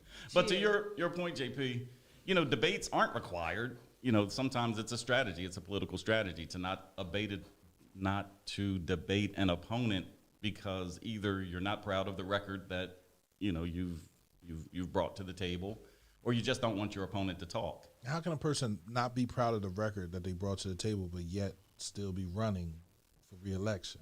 Who's to say they're not proud of it? They just don't want to discuss it. Well, I got to give these guys total credit for being absolutely honest in their campaign and their campaign literature and all the stuff that they put out. They're not saying they're going to change a thing. They're saying, here we are. This is where we've been. We just need more time to continue to do the same thing. So what do you have plans on changing? Many of the same things that they're talking about doing. You know, we're going to talk about some of the same things we talked about the last time I was here. The first thing we want to change is how you communicate to city government. Communication. I've talked, since we've talked, I've talked to hundreds of people out here on the streets. And I can't tell you how many times people have tried to pick up the phone or email or, you know, even gotten in touch with their city government people, and they didn't get a response. So let's just say somebody wanted a pothole filled. Wouldn't it be great if you just treated it like you were calling Comcast, where they create a ticket? Okay, here's the complaint. And then every piece of communication, every action that happened with regard to that pothole is tracked by a ticket number. So whether it's resolved or not, at least you know all the parties that were involved in getting it fixed, and the person who put in the original request can finally understand why something is fixed or not. Sometimes we can't solve problems, and we should know why. That's one of the things I want to fix. As far as public, you know, I think of it in terms of the two seats that are potentially mine. One is streets and one is public safety. For public safety, I would have been a lot more transparent. I hate that word, but I'm going to use it, transparent with regard to the pandemic that we've just gone through. I mean, Chester is still amassing about 100 new cases a week. And one of my headlines just recently was, am I the only one tracking COVID cases in Chester? And I got a reply, to my surprise, from someone in the health department, which is under public safety, who said, oh no, we're tracking it too. And I said, well, that's great, but you're not telling anybody what you're finding. You know, so people are out here, you know, getting sick on a regular basis. And at this point in the pandemic, if you have COVID, it's because you're sick. You know, earlier on, you could get a lot of testing. There was testing available, and even if you didn't feel it, you know, you might end up with a positive test. But these days, if someone is diagnosed with COVID, it's because they've gone to the doctor with some pretty serious symptoms. So as a result of that, should the city have some kind of, some kind of action that should be taking in the city? For instance, you know, the bars are full, the restaurants are full, you know, everything's full, everything's open. Nothing ever closed in the city of Chester, despite the fact that we're the third worst, you know, municipality with this. I beg to differ. It did close. What closed? The city shut down. I'm out in the street, so yeah, they were shut down. The bars were closed. All right, the bars did close. The only thing that closed though, for the bars. Huh? That was the only thing that they did close. The was the bar. restaurants closed too. Or they revised their They was doing takeouts only. Well, that's all we do is takeout in this town. So no, we have sit down in this town. Okay. In this city, we have sit down restaurants where you can go in. Black owned sit down restaurants where you can go in and sit down, and they had to revise how they did their business. And they did have to close until they were able to put up the safety measures to be able to still remain open with pickup or curbside only. So I have to say that that's not 100% the truth. The bars were definitely closed. The restaurants that were here, if we're going to talk, the only one that was really open was the one on Overtown on Avenue of the States, which was Cambridge's, which they only made pickup. They were no longer doing sit-in, dine-in. Uno's was closed. B&C's was closed, and then they revised their plan to only have pickup. So yeah, I have to beg to differ with that. I think you actually have to go out to know that they were closed. all right, so here's what I'm saying. And you're correct. Some things did close, but they didn't close as a result of Chester city government determining what should be open and closed when and if, based on what was happening in the city of Chester. They closed just as the city kept saying, follow the state guidelines, follow the CDC guidelines, follow, you know, World Health Organization guidelines. Things opened up as a result of, you know, outside dictates. So now things are opened up for the most part back in this city. We still, you know, at a couple points, just about a month ago, we were doing 200 cases a week in the city of Chester, and the bars were jam-packed. Not bars, one bar in particular. I agree with that. Okay. Only one. So I'm gonna say the rest of them was following the guidelines, because it was that whole following whatever the state said is definitely something not just Chester did, everybody did. So they found out how to manage and still be open and not take a loss. Let me ask you to do this. I'm gonna ask the audience to do this. Go to the Chester City website, and they have a link for coronavirus. The last update is September 2020. So this is the type of stuff that I'm saying. They're not communicating what Chester City should be doing. So that's one of the things that'd be changed. The communication thing needs to be updated. If people took action, it wasn't because Chester City said take action as a result of what's going on in Chester City. They took action based on what they saw in the news, based on what the CDC said. There was a meeting that the mayor had on coronavirus, and the police straight up said, we are not going into crowded places because we don't want to risk ourselves. That's the stuff we don't need to be hearing. That's not public health as it should be done. I mean, if that's how they feel, then that's how they feel. They don't go into crowded places whether COVID was here or not, and that's the police department, period. So I can't put that solely on him. A lot of stuff he could have done differently. I do agree with that.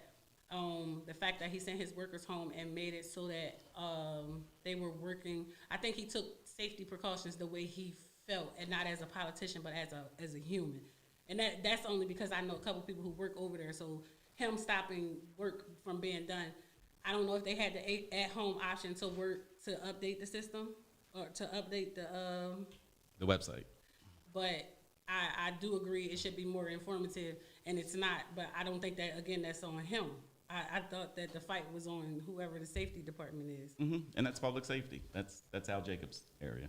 But I think Thaddeus is making himself the target of the fight by speaking up on their behalf instead of letting them campaign their own campaign. And I think that's where the confusion is coming in. It's not that he's running against Thaddeus Kirkland, but Thaddeus Kirkland is making it seem like he's his opponent when every time Stephon steps up and says something. Because eventually Stephon's going to go for his seat, right? I mean, we don't know that. He may feel that. Is that the plan? Well, I don't know what the city charter says, but this would be in 2 years the end of Thad's second term, and I think you can only run 2 terms as a mayor in the city. So I don't believe he can run a third term, but I could be wrong. 2 terms? I don't know. I mean, No, I think it's I was more about to than say that. we'd have had more than a 2-term mayor, right? I think I Butler was don't here for remember longer when. than 8 years, right? Butler did was 2 years on Pileggi's situation, and then then two 2 years. terms on his own. No, 4 terms, two 4-year terms on his own. So it was like 10 years. he did 10 years, and then Linder came in, and then Butler ran again.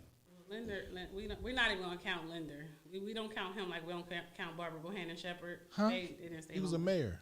So was Barbara Bohannon Shepherd, but we don't count her either. Well, she got kicked out, didn't she? She didn't do her whole 4 years. Linder didn't do his whole 4 years either, but we going to leave that alone? Okay, all right. I don't know. You can as run many for times mayor as you as much as you want. I don't think there's a want. statute or unless they just recently changed it. I don't know. I'm not a politician. unless they're going to change it now. And I seriously doubt if he would do that, right? Because again, you don't see your losses, right? You only see your victories. And if we keep the community uninteracted and uninterested the way we do, then we'll just have the same people doing the same thing, and then we'll just complain about it. I think black people like to complain about things and not change anything. An option is put here that looks different and can give you something different, but you'll find the same excuse that you find in the current administration to find in the next administration. They do that in all or the next administrations. people. They do that in all administrations. The same thing they said Butler wasn't doing, they said Linder wasn't doing. The same thing they said Linder wasn't doing, they now saying. And so now we the young understand why enthusiastic people have Thad is not become doing. disenfranchised and uninterested in voting, because it never changes. The scope has looked as though it never changes, and it has changed. It's just only changed for those people that are close to that party.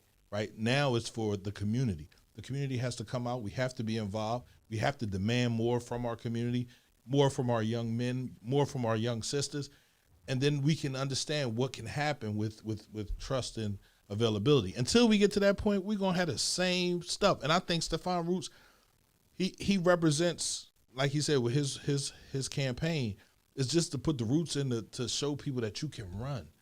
If people don't believe that they can run, if people don't think that they can win, if people don't think, oh, I can't do that. All right, so once he shows that you can run without being a part of them, what is he giving us after once he gets into the seat? Well, we automatically know that he's going to run in some more fights than a little bit. 2 years, and he's willing to do that on his own, right? Mm-hmm. He's willing to go into that building every day on his own, by himself. And there aren't a whole bunch of people that can sit there and say, I'm tough and I'm going to go do that. And then he's saying, communication, whatever department he gets put in, we just have to look for that department to do better than the last 4 years. That's all. We just want that department to be more open. If they put him in public health, well then we understand, right? That department to be more open. He doesn't have to worry about getting along with the people in the building. He has to worry about the community. Don't you still have to get along with the people in the building in order for anything to get done? Do you get along with the people in the building all the time for things to get done? Or does your business get done? There. No, I'm saying in any building, your at, business gets done. At my job, I get along with the people I work with.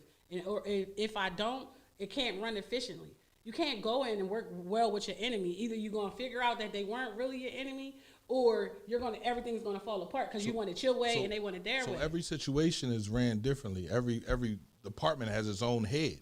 So if he's the head of public health, he's running public health. That don't have nothing to do with anything that anybody else is doing. That's his department. I thought about that too, Al, about him having a running mate. And why don't you have a running mate for both seats? Nobody wanted to run with you? That's the real answer, yes. I heard somebody did want to run with you and you declined them. They telling me that they said someone said they would run with you to take both seats because then it would have balanced out what you're trying to do. And they told me you declined their offer. Okay. Where they at? You interviewed them? I just had a conversation with them. That's it. And I thought they would have been a great candidate, being honest. I thought they would have been a great city council person. And if they decided to do more, they would do more. But they was like, we approached them, and he said no. So I applaud you for taking the initiative. I want you to win. I don't vote tomorrow. I'm a Republican. I'm just going to look to see what's on there, especially if the school board situation is on there. I will be putting my input on that, but I just feel like you have to shake someone's hand in order to start a great work ethic with them. I don't know. I would run, but I got asked. These niggas is crazy. The comments is Yeah, funny. I'm sorry, so I don't want you to think I was laughing at you. It's the comments that got me over here. Kill it. I did see something in the comments somebody asked about, and I'm only gonna ask because I know that y'all was touching on this about the parking authority and. Oh my! I said ticket fee. Because it's kind of getting outrageous with how this whole thing is going with the parking, and I heard that they not even we don't even see no money from the parking. Are you asking? I'm asking you. Like, well, I'll tell you where we are right now with the parking authority. The receiver has made some motions to cancel that contract that the city has with the outside vendor for parking. And they're proceeding with that. So they see it as a bad contract. They see it as bad for the city. I guess first they see it as bad for the city because otherwise they wouldn't even have dealt with it. What makes it bad for the city is that if the city does not honor the letter of the law in that contract, they'll be subject to a $12 million penalty. The contract apparently is written so loosely that the receiver feels as though they can get out of that contract. So that would be the best thing that could happen for the city because it doesn't appear as though they'll be able to satisfy the terms of that contract. Now your problem they with gotta go because they all on side streets and everything. Yeah, they got everywhere by the hospital. No, is it the amount of money that they want for parking that we have a problem with? No, or it's is the it fact just that the fact that they want money for parking. They're asking entirely too much for parking. Okay.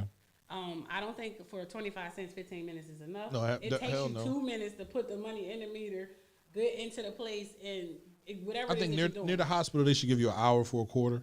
So somebody can put in 4 quarters. You can put in $1 for 4 hours, right?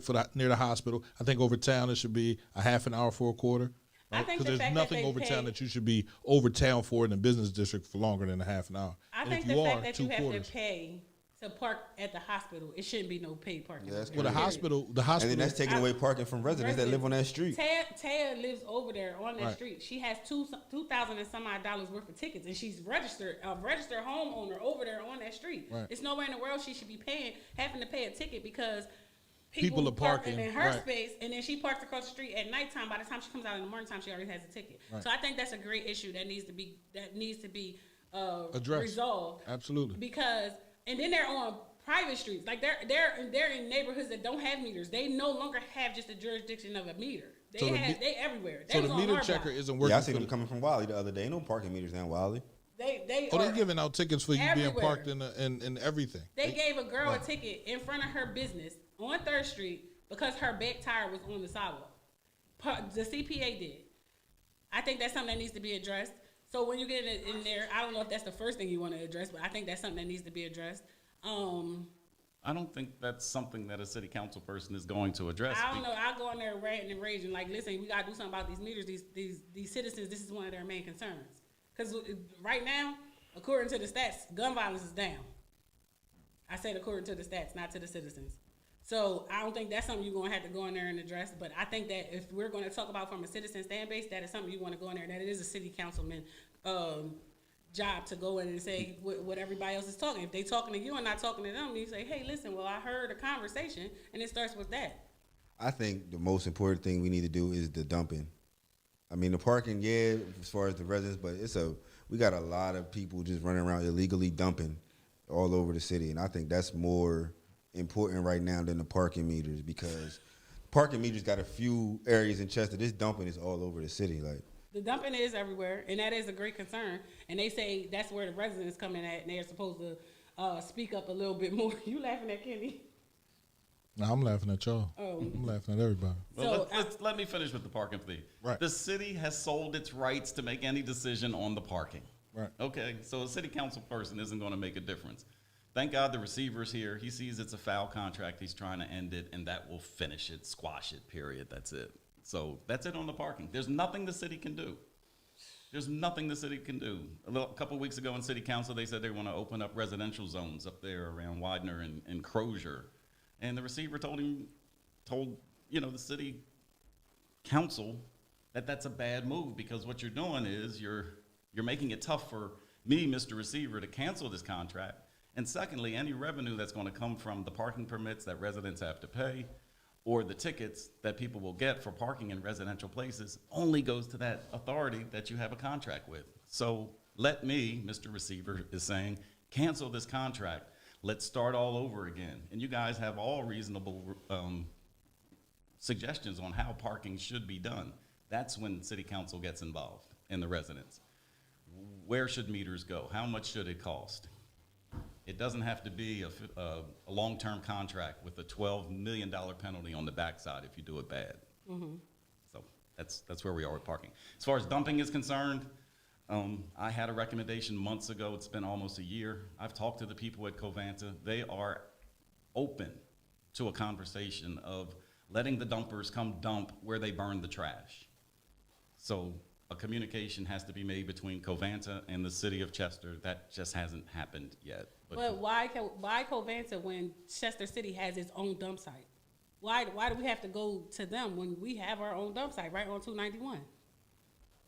Why not open that up? Why not hire more people to work down there? That's a better solution to me than to go to Covanta.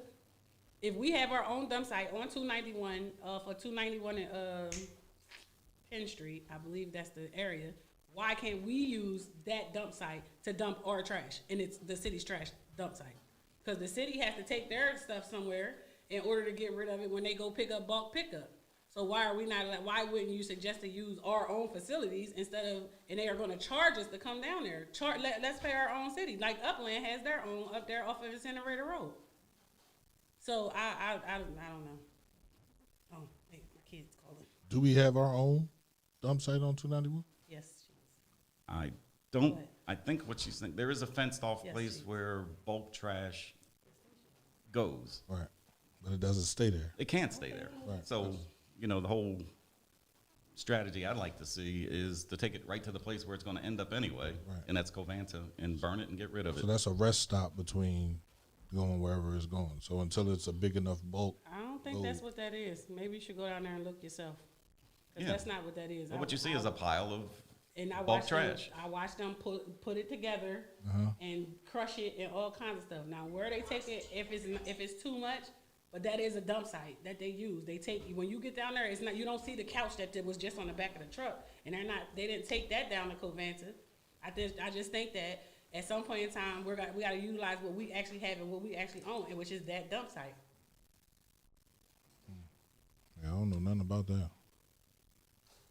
But again, then that dump site will get overran. If they take the trash to Covanta, won't that just escalate The pollution that they fighting for? Right. Yeah.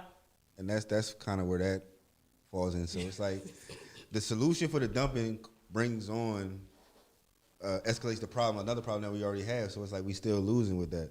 We got to come up with a more efficient way to help save the pollution and keep the streets clean. Right. Because it sounds like if we take all the trash to Covanta, then we're just contradicting the rally we had the other day. But it's going there anyway.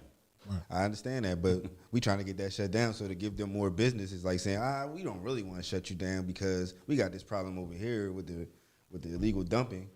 Where did those trash cans So it's like come from? you gotta solve a problem by Where did the making an trash existing go problem. when I you can't really cleaned hear up? you, bro. You gotta speak up a little louder. Where did the trash go when y'all cleaned up behind the daycare?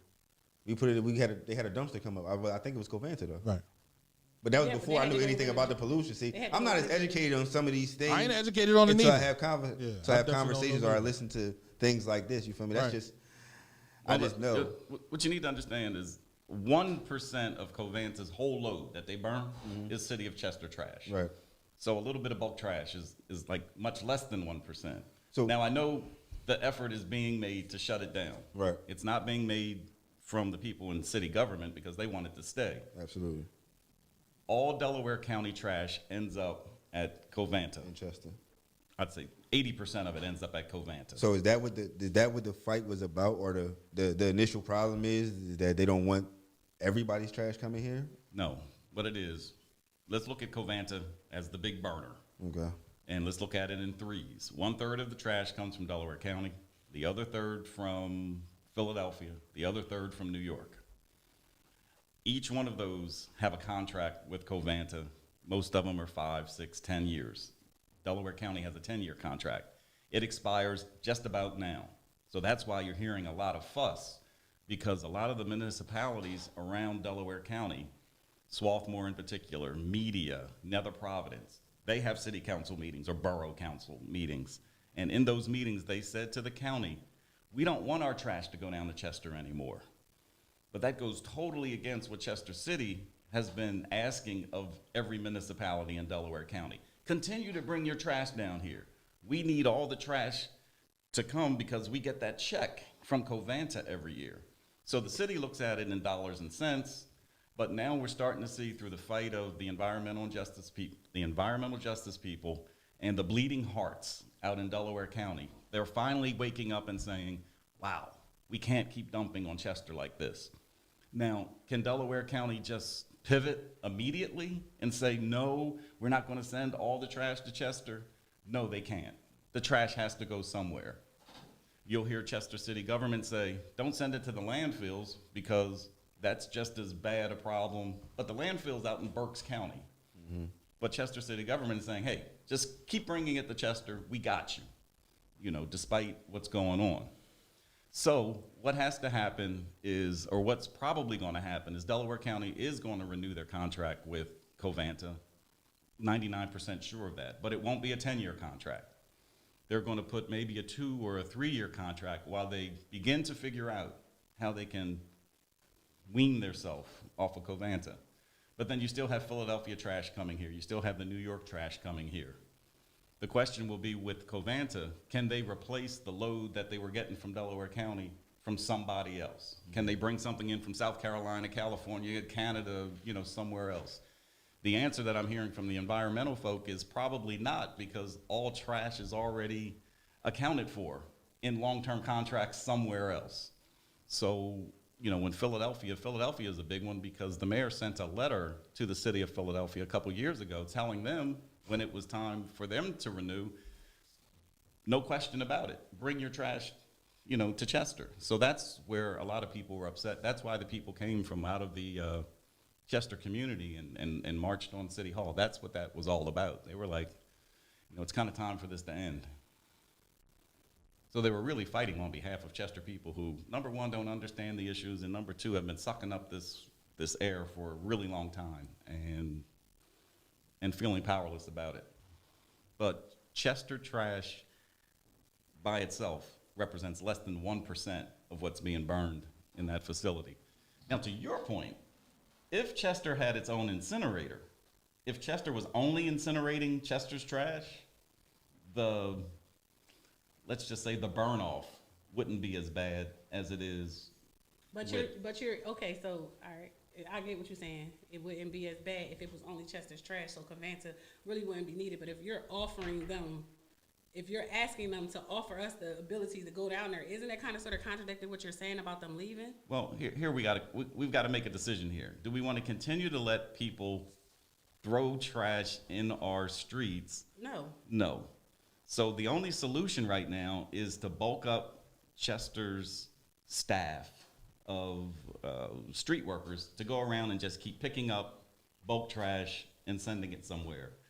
What I'd like to see in the meantime, and it's only temporary, is, hey, illegal dumper who's coming into our city dumping, or landlord who's throwing out people's furniture out on the sidewalk, or just anybody who's putting a couch or mattress out front. Listen, you don't have to do that anymore. If you can just bring it down to Front and Harwick, we'll take care of that for you, no penalty. The biggest risk that should be happening is an illegal dumper coming into this town should be scared to death that somebody's going to squeal on them, catch them, and report them. And there should be a big fine, there should be a big penalty. So all of a sudden, it should be, hey, listen, you don't have to be illegal about it anymore. But by the same token, we don't want anybody coming from outside of our city bringing bulk trash. So the solution that I'm talking about is really for Chester people. It's really for Chester people to maybe fill up a truck, go over to, let's say, City Hall. They look at the load. Here's a slip of paper. Take it down to Covanta. They'll take your load. So make us a bartering system with them after we want them to leave. That's what you're saying. We try, if you're fighting to get them out, you want them to make the decision, then what we gonna do? Say they're the reason why they still here? That little bit of trash that we'd send down there doesn't even make a difference. I don't think that's considered a little bit of trash, because it's not only Chester residents that's dumping. If you just said people from out of town, and if it's every other alleyway that has a dump site in it, I don't really think that's a little bit of trash for our 4 miles. So I mean, 1%. No, let me correct you on that.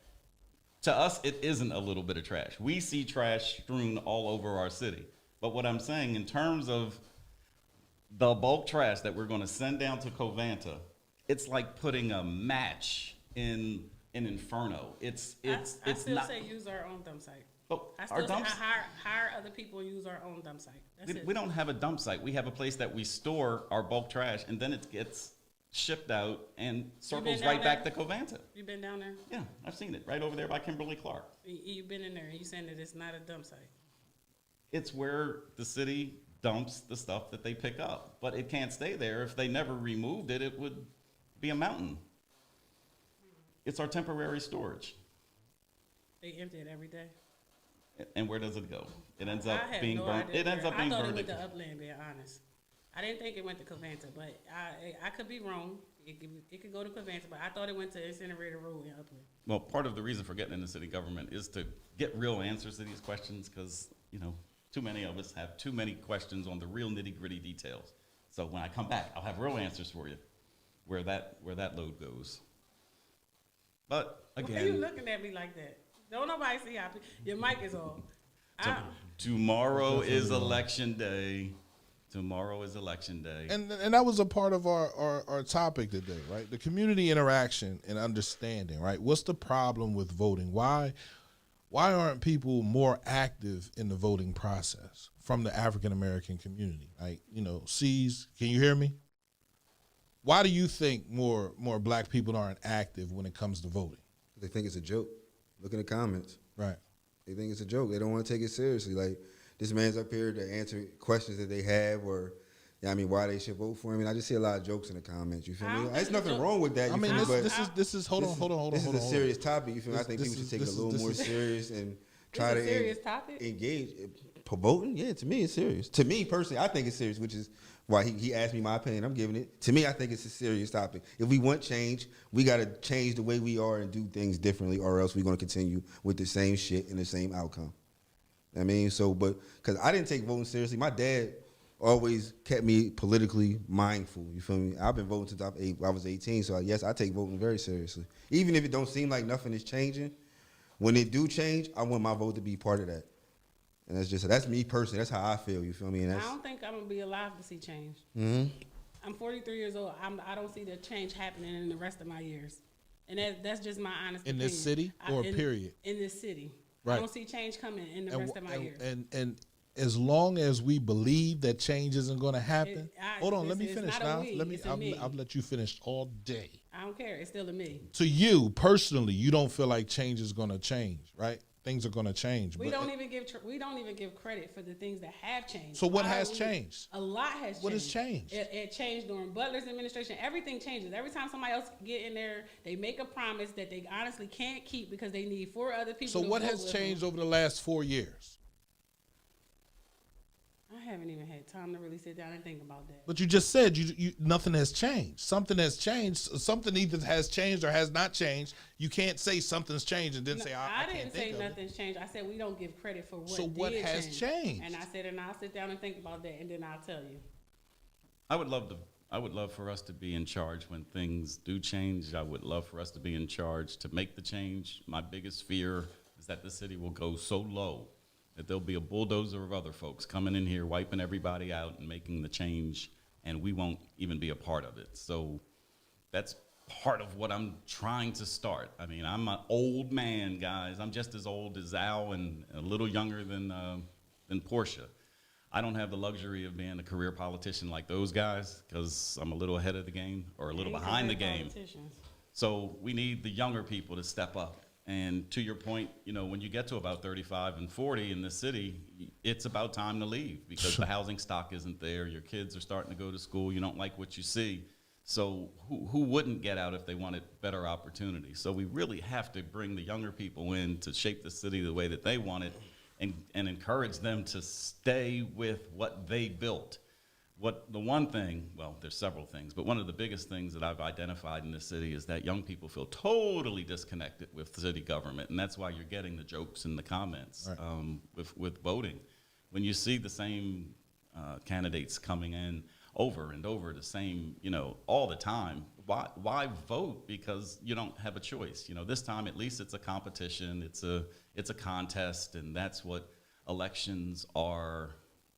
You know, not always about, but that's what makes people engage in elections is when there's a contest, when you get to choose one from the other. So this is one of the rare moments in Chester City history that you do have a choice, and this time the choice is within the same party. It's not a...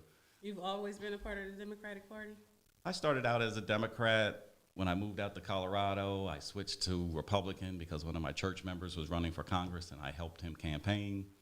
So when I came back to Chester, I was still a Republican. And in 2020, when the county switched to all Democrat, I said that's where the power is in this county right now, and switched to Democrat then.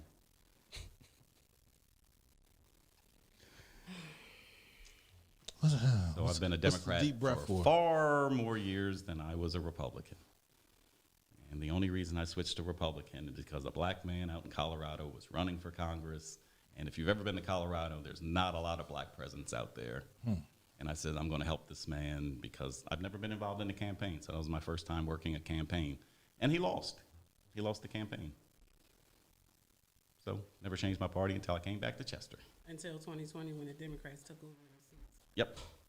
That was it. That's not good enough for me. What's not good enough for you? That reason for changing. I think if you thought you could win, you should win on either ticket. It doesn't matter. Well, I got involved with that guy because we thought we could win. Well, not in that state. Like, if you feel like Stephon Roots is for Chester, Stephon Roots should have been able to win on the Republican or the Democrat. I didn't change my registration to run for office. That wasn't even a thought at that time. In 2020? In 2020, correct. This is a very recent decision. Decision, yeah, good word. Very recent decision. I'd never considered politics. So what made you consider them now? Like, what can you give us that you were saying that they're not giving us? What are you going to give us? You got to keep one promise. That'd be the problem with politics. They go in and they make 50 promises and can't keep any of the 50. So what is the one promise that you can give us that you can honestly say, no matter what, this is my promise and this is what I'm going to stand on? Oh, I'm going to stand on honesty and integrity, but I'm not going to promise to do anything in city government except, do a good job and to be accountable to the people. That's what I'm going to promise. Now, I'm going to give you results from day one. I don't need the rest of city government to get results in the city. If I lose, there's still some things that are going to be done with the crew that we've assembled that are making changes right now. We've pushed the existing city government to start changing the ways that they do business. Nobody's going to tell me otherwise, but city council and receivership meetings, they've become a lot more serious since we've been out here. I've seen a few streets paved. I've seen them actually campaign, where they would never campaign until 2 weeks before a campaign. And it hasn't been as competitive as we'd like it to have been, or at least I'd liked it. I would have loved to have faced the other candidates, but that has gotten in the way, the whole time. But we've seen them out there weeks and weeks ago where that was never the case. They're putting out literature, they're putting out signs, they've made videos. But I have to say that to their credit, I'm quite proud of the fact that they continue to come with, we're going to be the same people that we've been the last 8 and 12 years. We're not looking to change a thing. So it makes it really easy for a voter out there to decide, do you want to be of the same thing or do you want to be of the new thing, the thing of change. Now, if you're going to ask me, what is that new thing going to be? I'm not going to tell you anything specifically. I'm not going to cut crime by 50%. I'm not going to pave every road in this town. But I tell you, I've got a lot of resources and a lot of people who are looking at this election and want to see Chester, come up. The money that I raised for this campaign, 98% of it came from outside of this city. There are a lot of people looking at this city, and they want to see good money come after good, not good money come after bad. So the people are not from this city. What do they want from us? You know what? That's the question I ask, because it's kind of scary. They want something from us. I'm not paying for something I don't want. All I keep hearing, because I ask the same question, what do they want? And it kind of scares me. Like, what do these people want? What are they already invested in? What they want is good government. What I've learned is that these people who contribute to campaigns, and this is very new to me, I've never done this before. There are hardcore people with a lot of money who contribute to campaigns across the country because they just want to see good government. And somehow they've seen Chester as one of those places that needs to flip, and that I'm that change candidate. I don't think anywhere has good government. I think eventually somebody has to make a bad decision.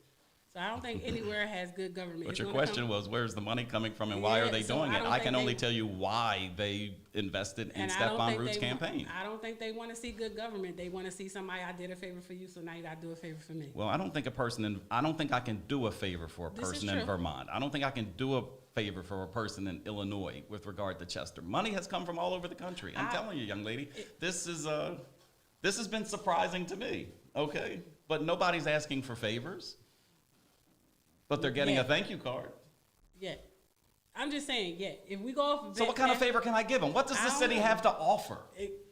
What does the city have to offer? If I can't give you a favor or you a favor, what favor do I have to give somebody? We got waterfront property, man. That's a great And favor. that waterfront property ain't going to be worth nothing until Covanta gets out of here. Nobody wants to pay market rate and suck up those fumes.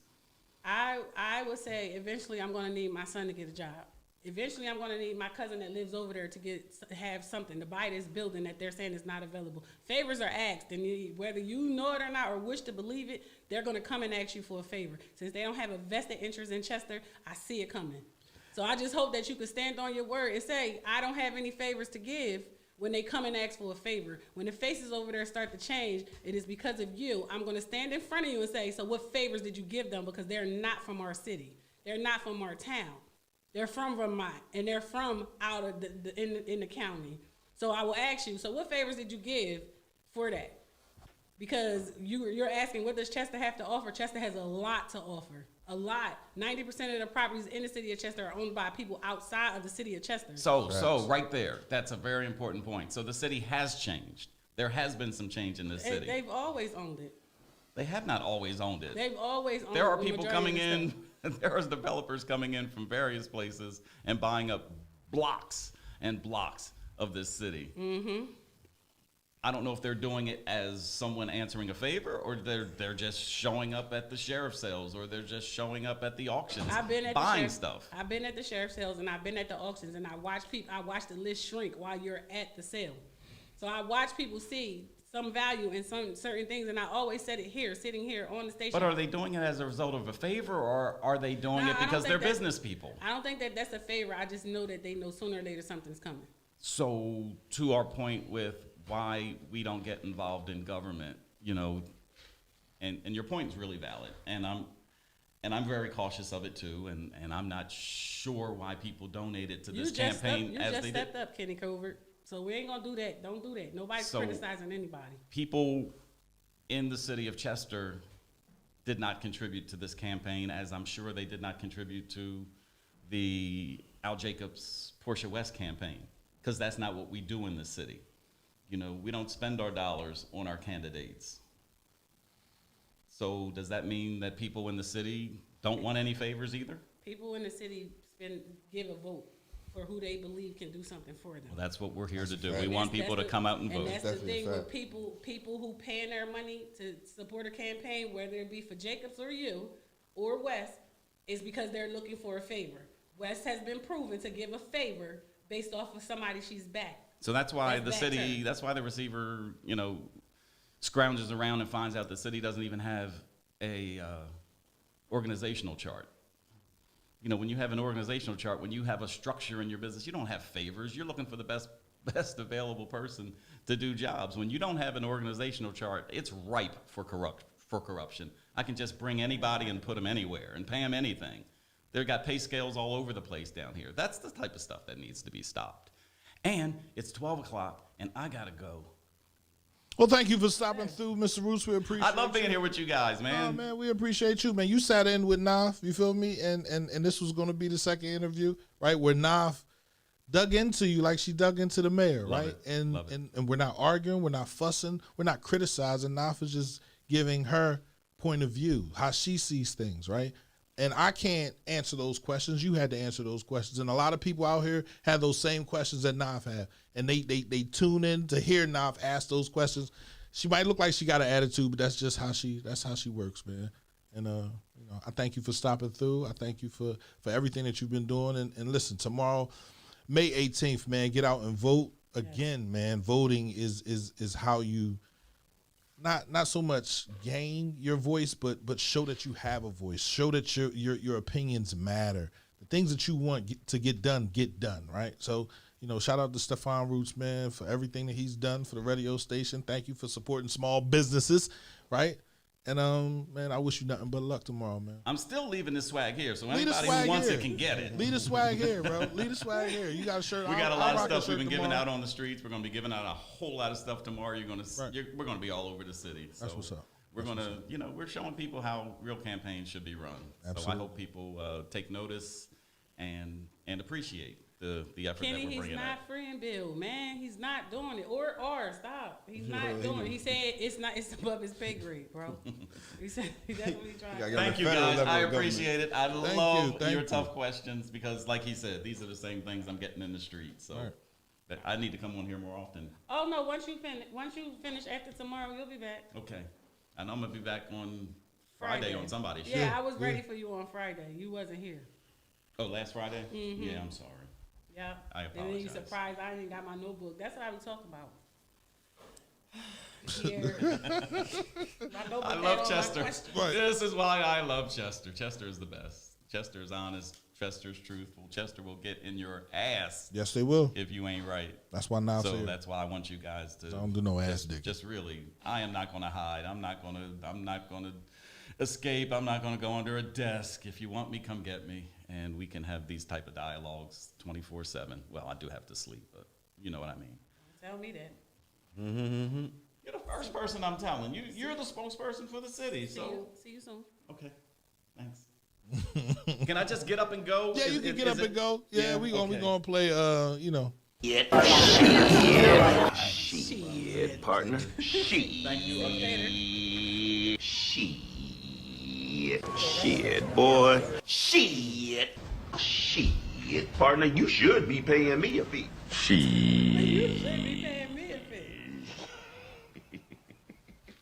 CMPRadio.net. You already know it's 12 o'clock. I got stuff It's to the do. station. It's definitely the station, man. What you say now? If you gotta do what? Stuff to do. You got stuff to do. So listen again. Voting tomorrow, Tuesday, is real simple. This is something that you must do as a community. The voter number is down, and I keep on hearing this from election after election after election. If the voter number is down, the city of Chester receives no benefits from the senators, the congressmen or women, and the people that run the state. We want programs. We need funding. We need help. We need a school district. We need money. We need a city. We need a community. Then we have to come out and vote. It's just in those droves. If we come out and vote, if we're seen as the city that has the biggest population in Delaware County. You don't even believe that yourself. Go ahead. No, if we have the biggest population in Delaware County, like there's no reason why I shouldn't believe that. 34,000 people. There's no other city. There's no other place in Delaware County that has that many people.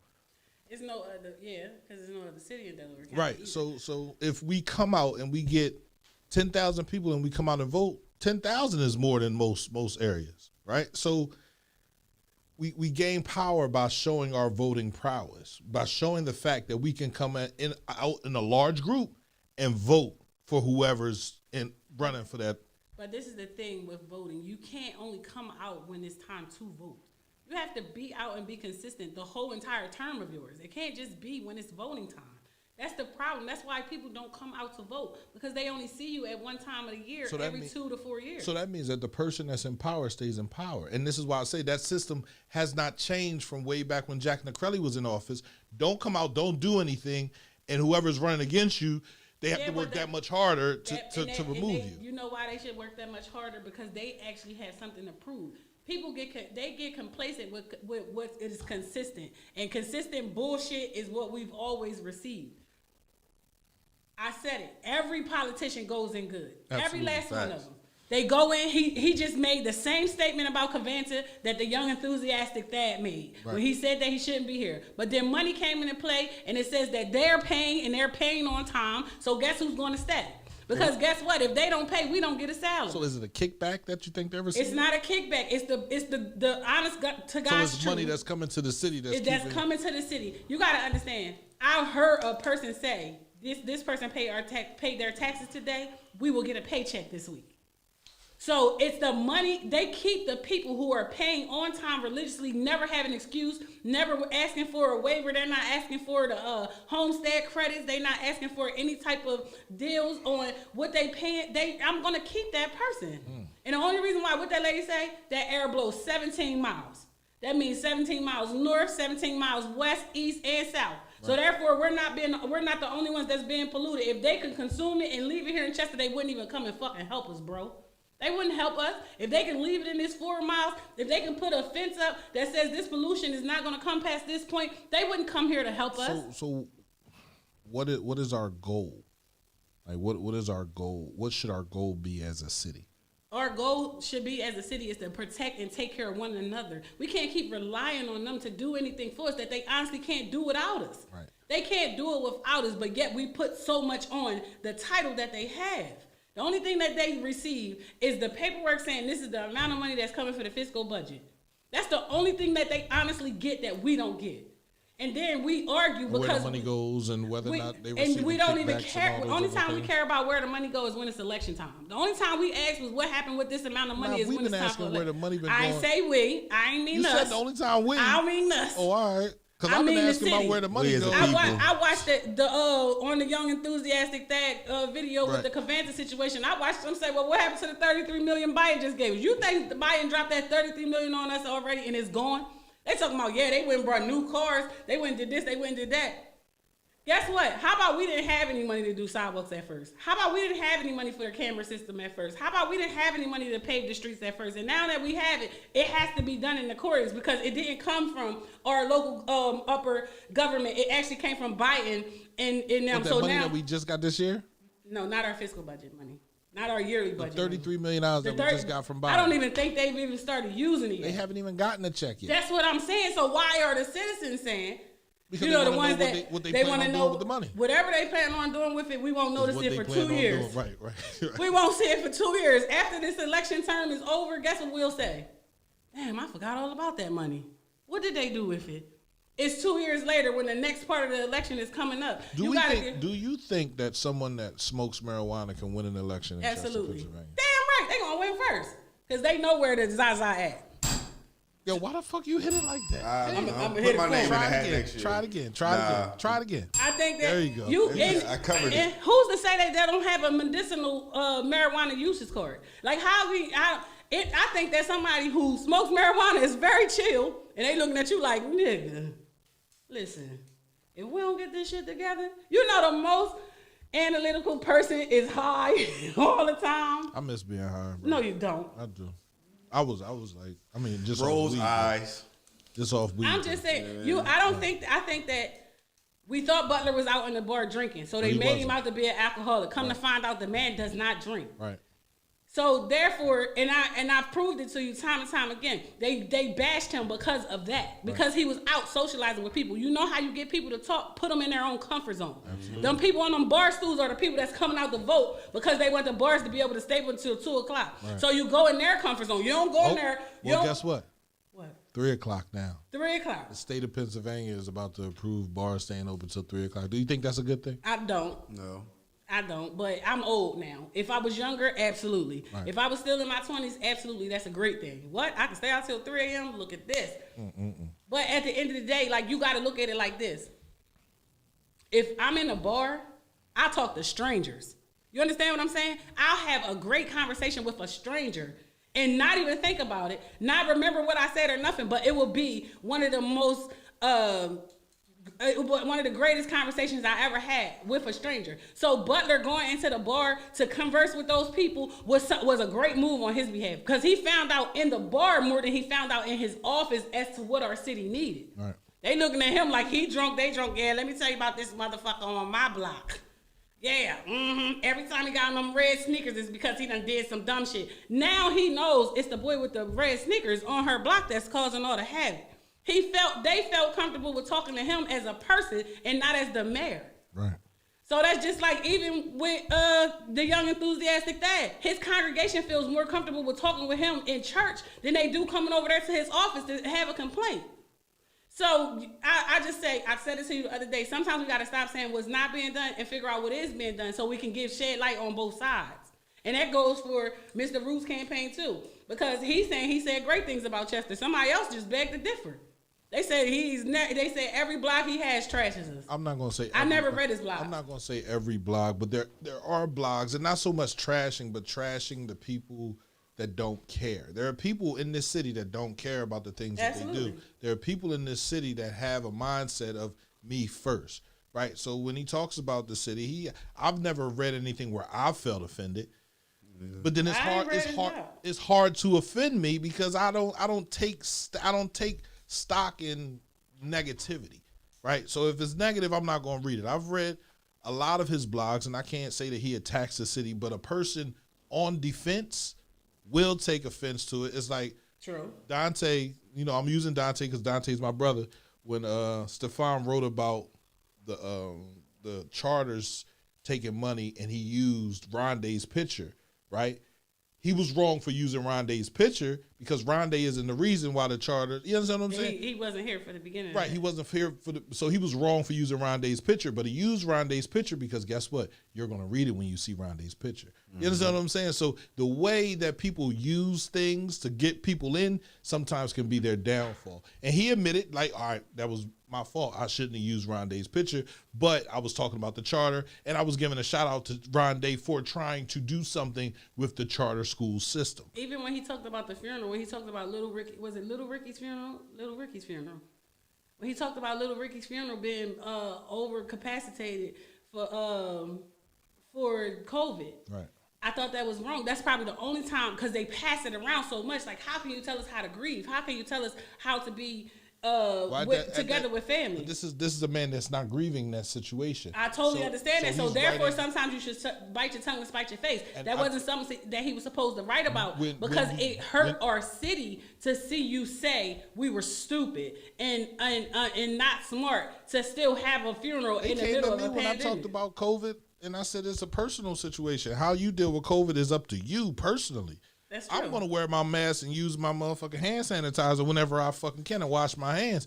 If you choose not to do that, that's on you. Stay away from me. And everybody was like, no, you can't. Then I said, bring up the status on the flu. So in this situation with the radio station, everybody said, Pierre, you're news, so you can't be talking like that. And I was like, huh?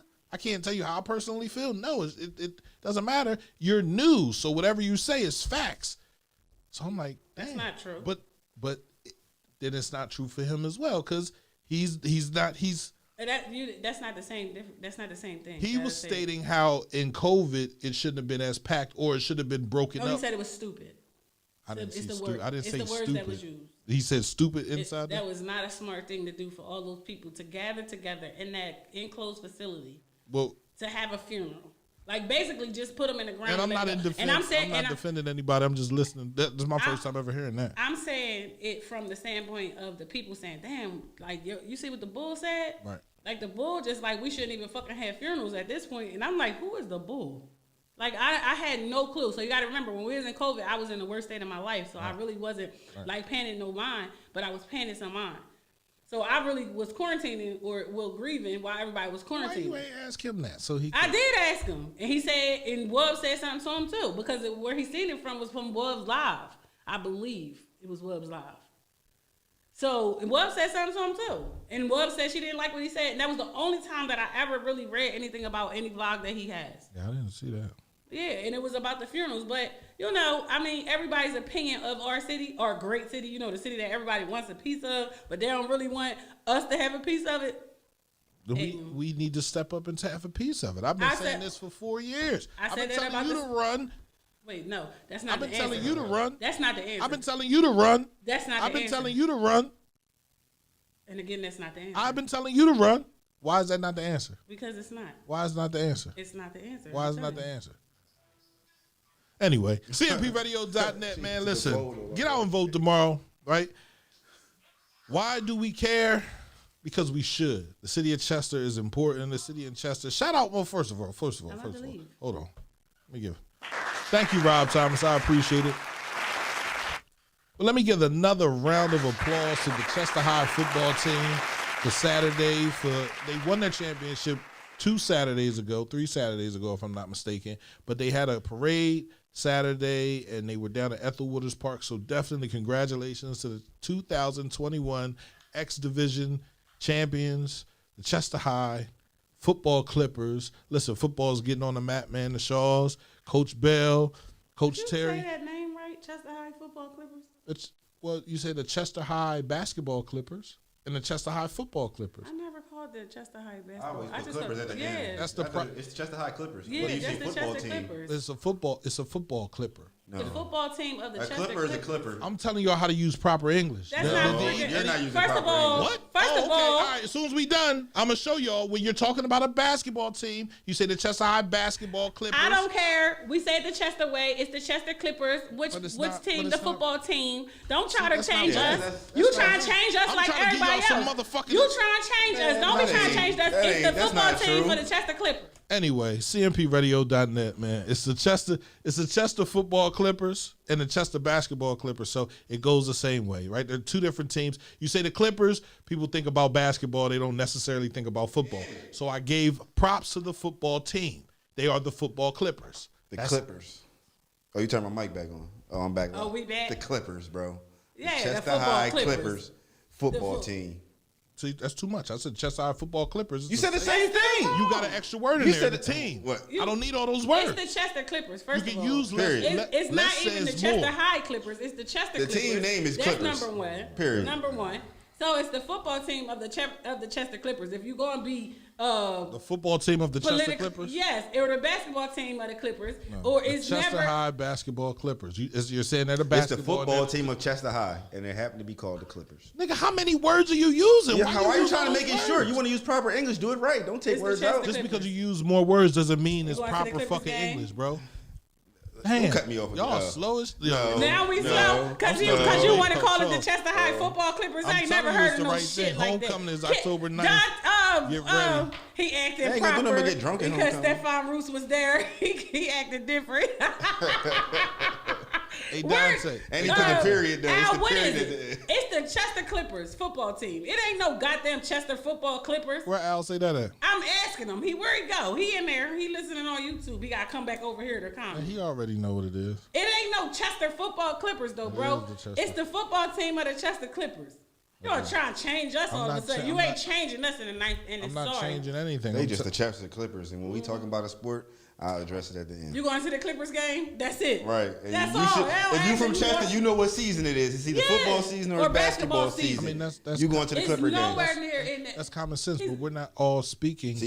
We're not all speaking. See, we can't just. We're speaking for that Chester. All 17 people are from Chester.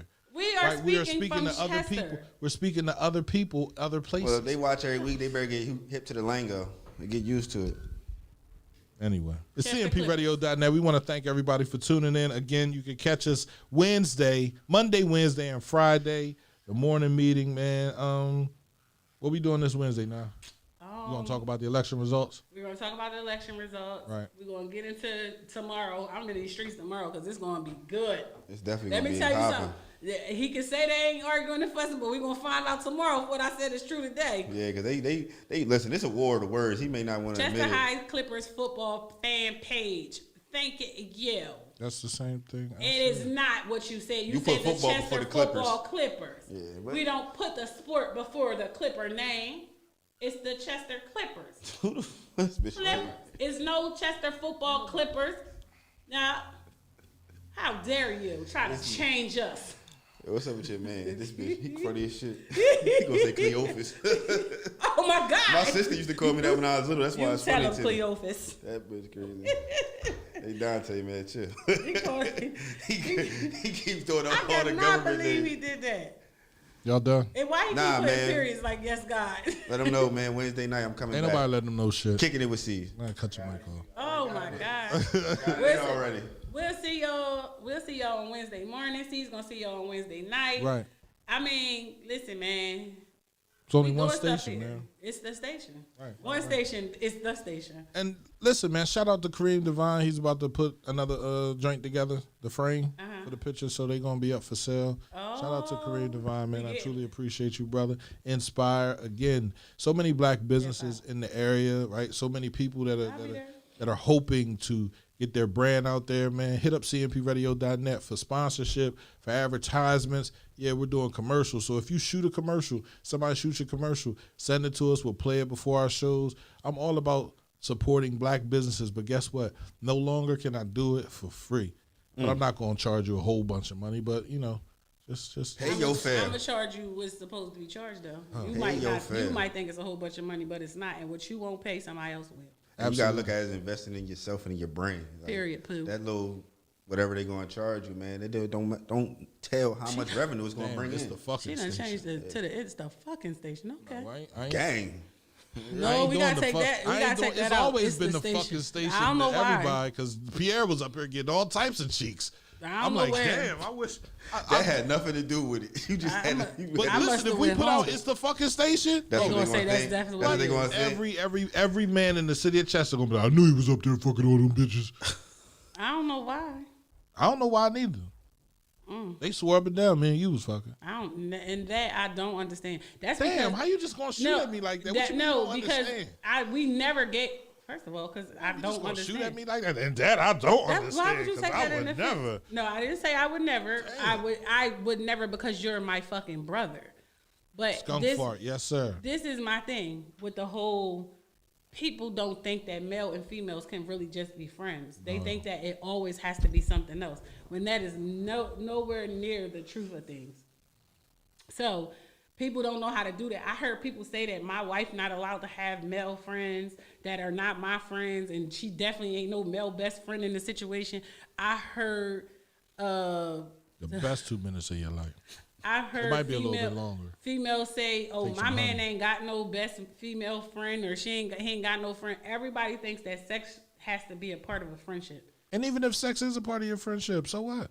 No, that's not a so what. That's no longer a friendship. That's I'm gonna kill I'm the friendship. polyamorous. Yeah. It don't even matter anymore. I gotta go. I gotta pick my I son up gave from it up. school. Well, you Today can go was his- see me and Caesar sit here and have Alright, a 'cause show. This was his first time being You back feel at me? school in the You know what I building. mean? I can't be there to pick him up late. Bit got into school. Child, What you can't school tell took me Bit? nothing. I ain't gonna tell you how not cussed me out, y'all, aboard chair. Who? Earlier. I'm talking to the people before she leave. Yeah, you cussed me out over. You didn't even speak when I came in. I had was to in speak my you phone, twice. sis. He gonna act like he was doing something important. I'm setting up my lineup like you told me to. You know what I mean? You told me holler at the folks. Swear to I'm over God, here that wasn't what messaging. he was doing. Check the cameras and see if he was doing that. Check the I'm cameras. telling you, he Run the was- he tape. was It wasn't. rude. Oh, you talking about the big He cameras? was I got you. rude, y'all. Run the tape. I've never been rude. I couldn't believe it. I said, he didn't tell me nobody was in the room. Anything speaking. Man. How you now? See ya. She didn't say bye. So what you doing about your show Wednesday? Who gonna be your first guest? Man, you know, Amino Guns just dropped the album. You feel me? I reached out to him. He said he want to come on, you know, talk about his project that he just dropped called Capri. So he gonna come on. We gonna talk about that.